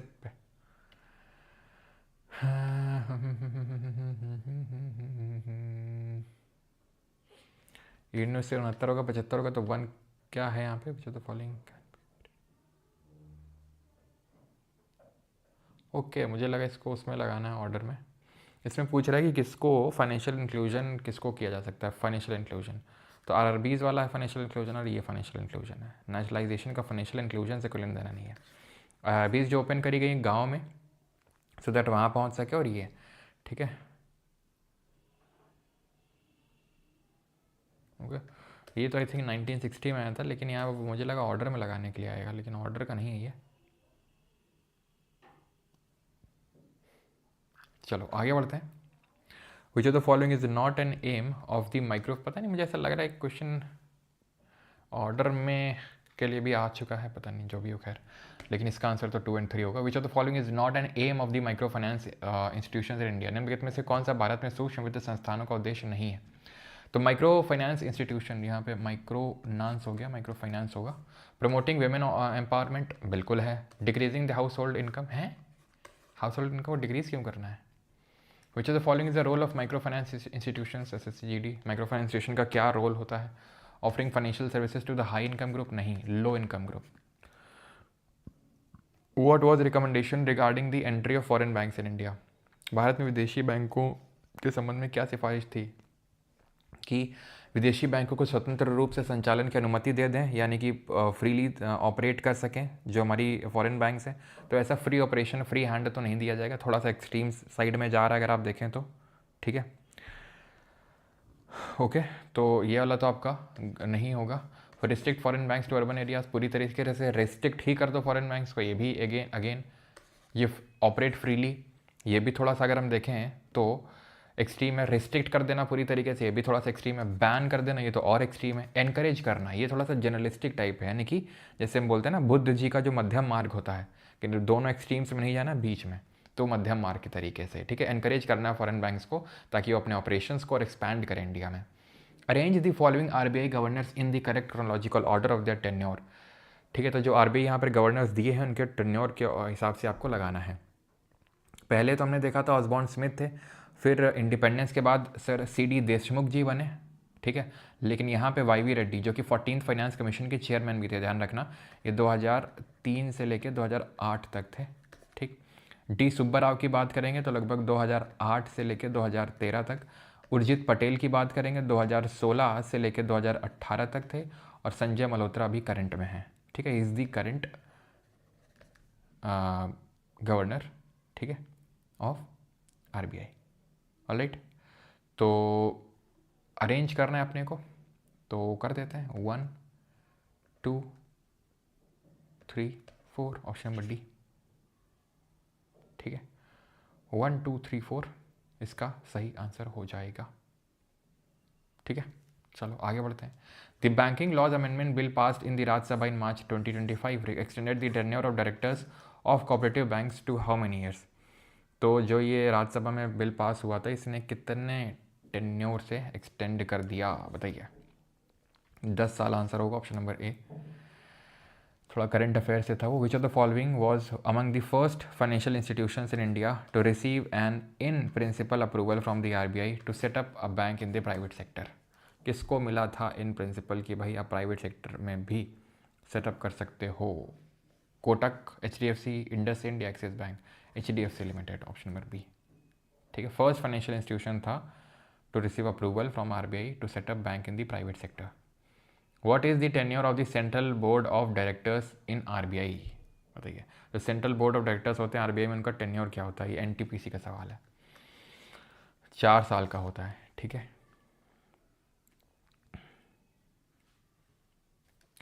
Liberalization enabled more autonomy and competition in the banking sector. Which of the following was the first private bank to be set up in India after the 1991 का जो रिफॉर्म्स हुए थे? तो जो 1991 के रिफॉर्म्स थे उसके बाद पहली बैंक कौन सी सेटअप हुई थी? अभी हमने देखा HDFC bank. When did the central office of the RBI shift to Mumbai? तो शिफ्ट कब हुआ था मुंबई? 1937 में। What is the maximum strength of deputy governors of RBI according to the RBI act of 1934, जिससे इस्टेब्लिश हुआ था ये? तो कितनी मैक्सिमम डिप्टी गवर्नर हो सकते हैं? 4 डिप्टी गवर्नर हो सकते हैं, ठीक है, ओके। और यही होते हैं आपका जो भी हम देख रहे थे सेंट्रल बोर्ड, ठीक है। सेंट्रल बोर्ड में अगर बात करेंगे तो 1 गवर्नर आता है प्लस, ठीक है, 4 डिप्टी गवर्नर, और 4 से ज़्यादा नहीं, मतलब नॉट मोर देन 4। एक गवर्नर तो होगा ही, और not more than 4 deputy governor, यानी मैक्सिमम 5 लोग हो सकते हैं। Dash is an authoritative and self-regulatory organization and whose primary objective is to work towards the robust development of microfinance sector. तो माइक्रो फाइनेंस सेक्टर में कौन वर्क करता है? Self help group association, micro finance institutions network, micro finance and investments regulatory authority या नाबार्ड? तो micro finance institutions network होगा, option number B, ठीक है। CGL 2024 का सवाल है ये, करिए। A microfinance institution is a company registered under the Companies Act of 1956 and engaged in the businesses of loans and advances and acquisition of shares, stocks, bonds, debentures, securities issued by the government. Best describe. Microfinance is a banking service provided to unemployed or low income individuals or groups who otherwise would have no access to the financial services. बिल्कुल सही है। इसमें best पूछ रहा है क्या describe करता है, तो बेस्ट ये डिस्क्राइब कर रहा है कि जो लोग लोन नहीं ले सकते हैं बैंकिंग सर्विसेज है ना, जो लो इनकम इंडिविजुअल्स हैं उनको लोन देने का काम है। चलिए 5 क्वेश्चन और करिए। विच of the following institutions has contributed mainly in improving the economic status of poor. तो किसने वो किया है इकोनॉमिक स्टेटस ऑफ पुअर? एसएचजीज ने, जो कि कितने लोगों का ग्रुप होता है? 10 से 20 लोगों का ग्रुप होता है ये। 42 एसएचजी बैंक लिंकेज प्रोग्राम का कंपोनेंट कौन सा इसमें? Which of the following is a component of SHG bank linkage programme in India? MFIs providing loans directly to SHGs, banks providing loans to individual members to SHGs, non-governmental organization providing capacity building training to SHGs, या फिर state governments providing subsidies to the SHGs for credit. Component of SHG bank linkage program क्या है भाई? SHG का linkage bank से हो रहा है तो बैंक का लेना देना होगा ना। यहाँ पे एटिमोलॉजी पकड़ो, etymology.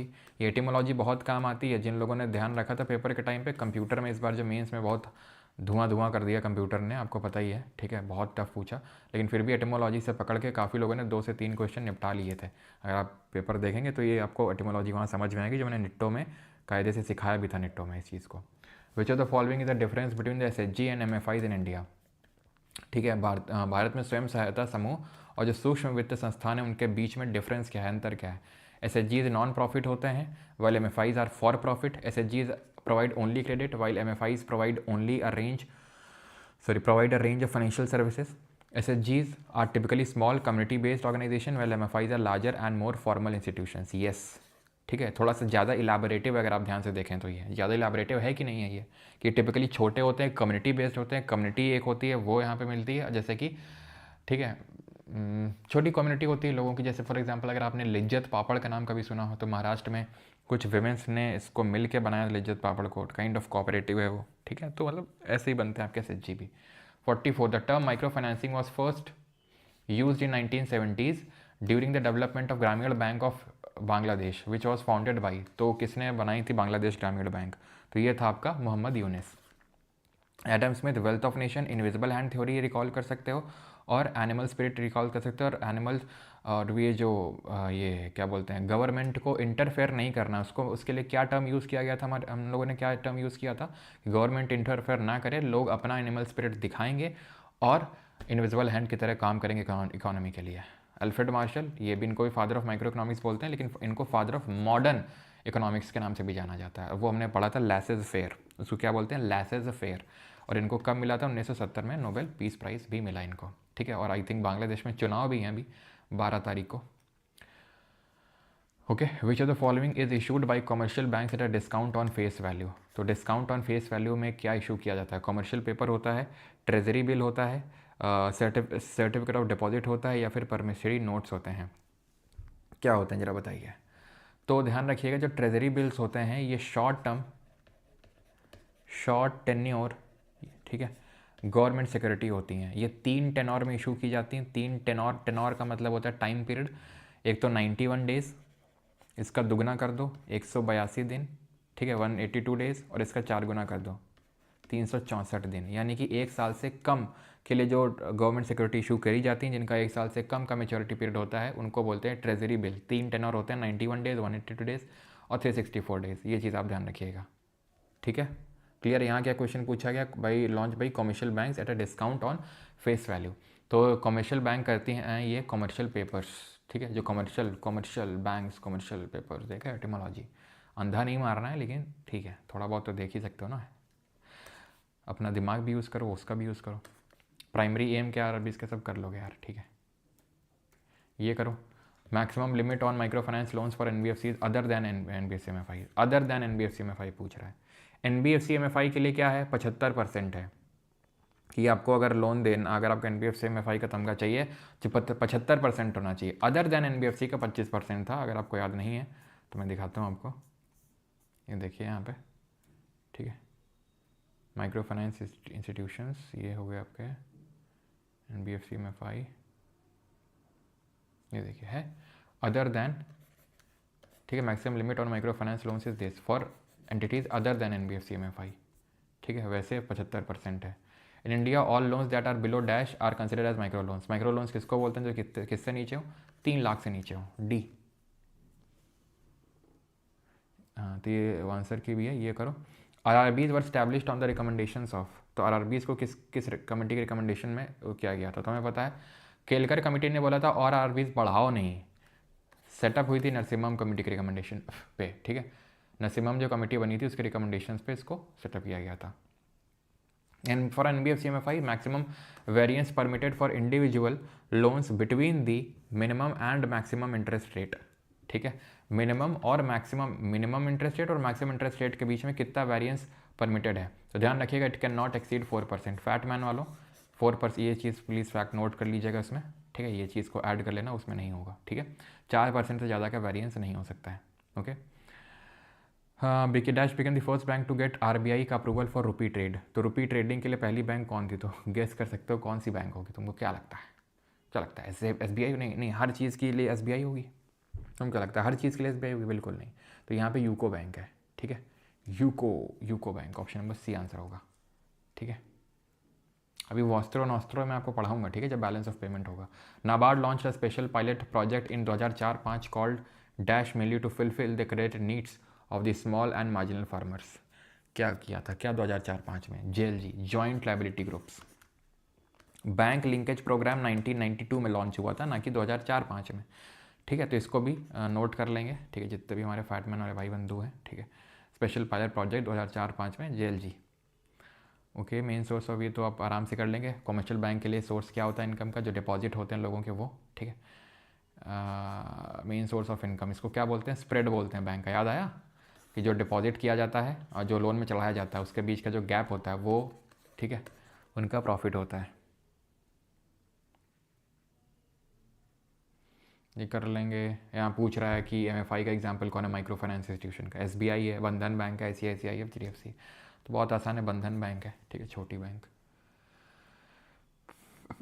Which of the following microfinance institution was established in India at the time of independence? SHG, ग्रामीण model bank, rural cooperative, joint liability group. तो जॉइंट लाइबिलिटी ग्रुप तो बाद में हुए, अभी हमने देखा यहाँ पे, ठीक है। JLG 2004-05 की बात है, इसको नोट कर लेंगे, ठीक है, फैटमैन में।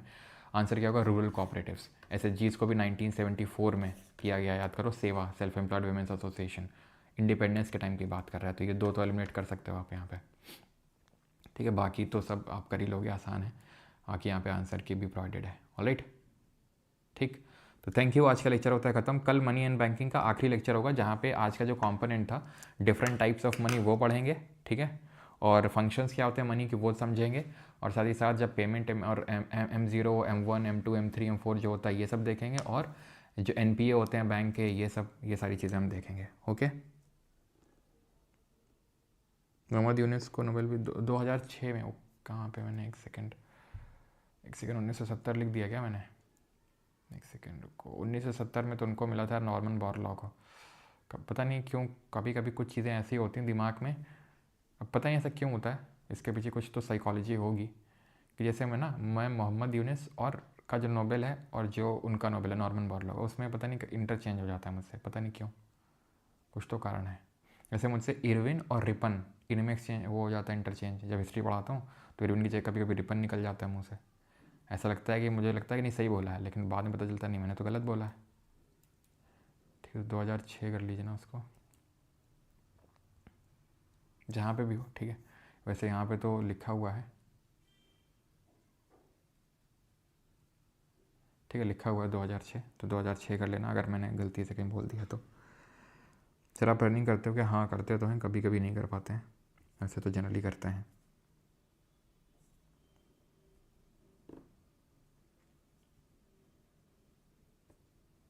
जॉइंट लाइबिलिटी ग्रुप में इंडिविजुअली लोन ले सकते हैं, SHG में भी होता है, ठीक है। SHG में भी ले सकते हैं, ऐसा नहीं है कि उसमें नहीं ले सकते हैं, काफ़ी सिमिलर की तरह के होते हैं। बस ये होता ये है, मेन तो अंतर ये होता है कि इसमें SHG में जो है, जो सेल्फ हेल्प ग्रुप होते हैं, इसमें सेविंग होती है, सेविंग की रिक्वायरमेंट होती है, तभी SHG जो है लोन ले सकते हैं या फिर खाता खुलवा सकते हैं। JLG में कोई सेविंग रिक्वायर्ड नहीं होती, बस ये एक फैक्ट ध्यान रखिएगा, JLG में नो सेविंग रिक्वायर्ड, SHG में होती है। सेम पिंच सर, अच्छा।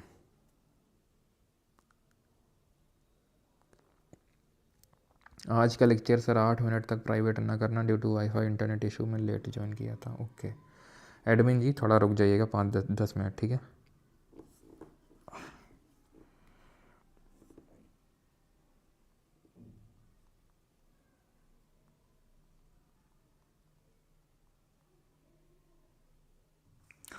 चलिए, तो कल ध्यान रखिएगा, कल इस वीक की हमारी आखिरी क्लास होगी।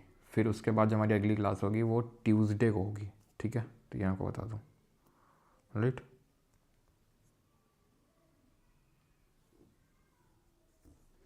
और एग्ज़ाम भी नोट कर लेना, फैटमैन वाला जो मैंने बताया था एग्ज़ाम। हाँ,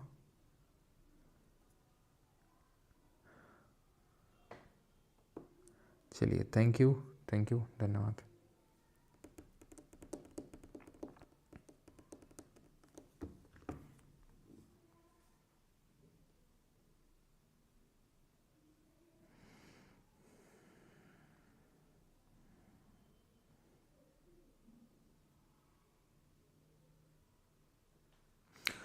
आरबीआई को कैसे प्रिंटिंग वो होती है, करेंसी प्रिंट करके अर्न करता है मनी, तो मैंने आपको कुछ सेन्योरेज करके पढ़ाया था, अगर आपको याद हो, तो उस प्रोसेस के थ्रू अर्न करता है, ठीक है? ओके।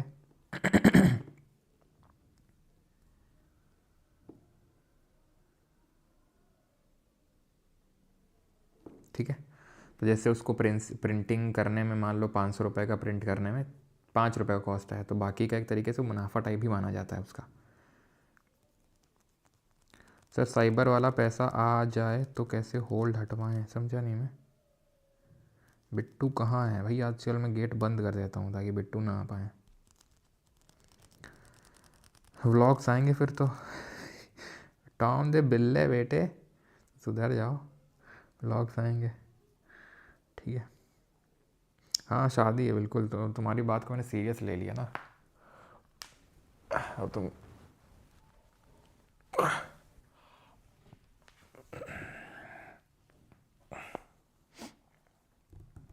28th क्वेश्चन, ओके, कहाँ गया?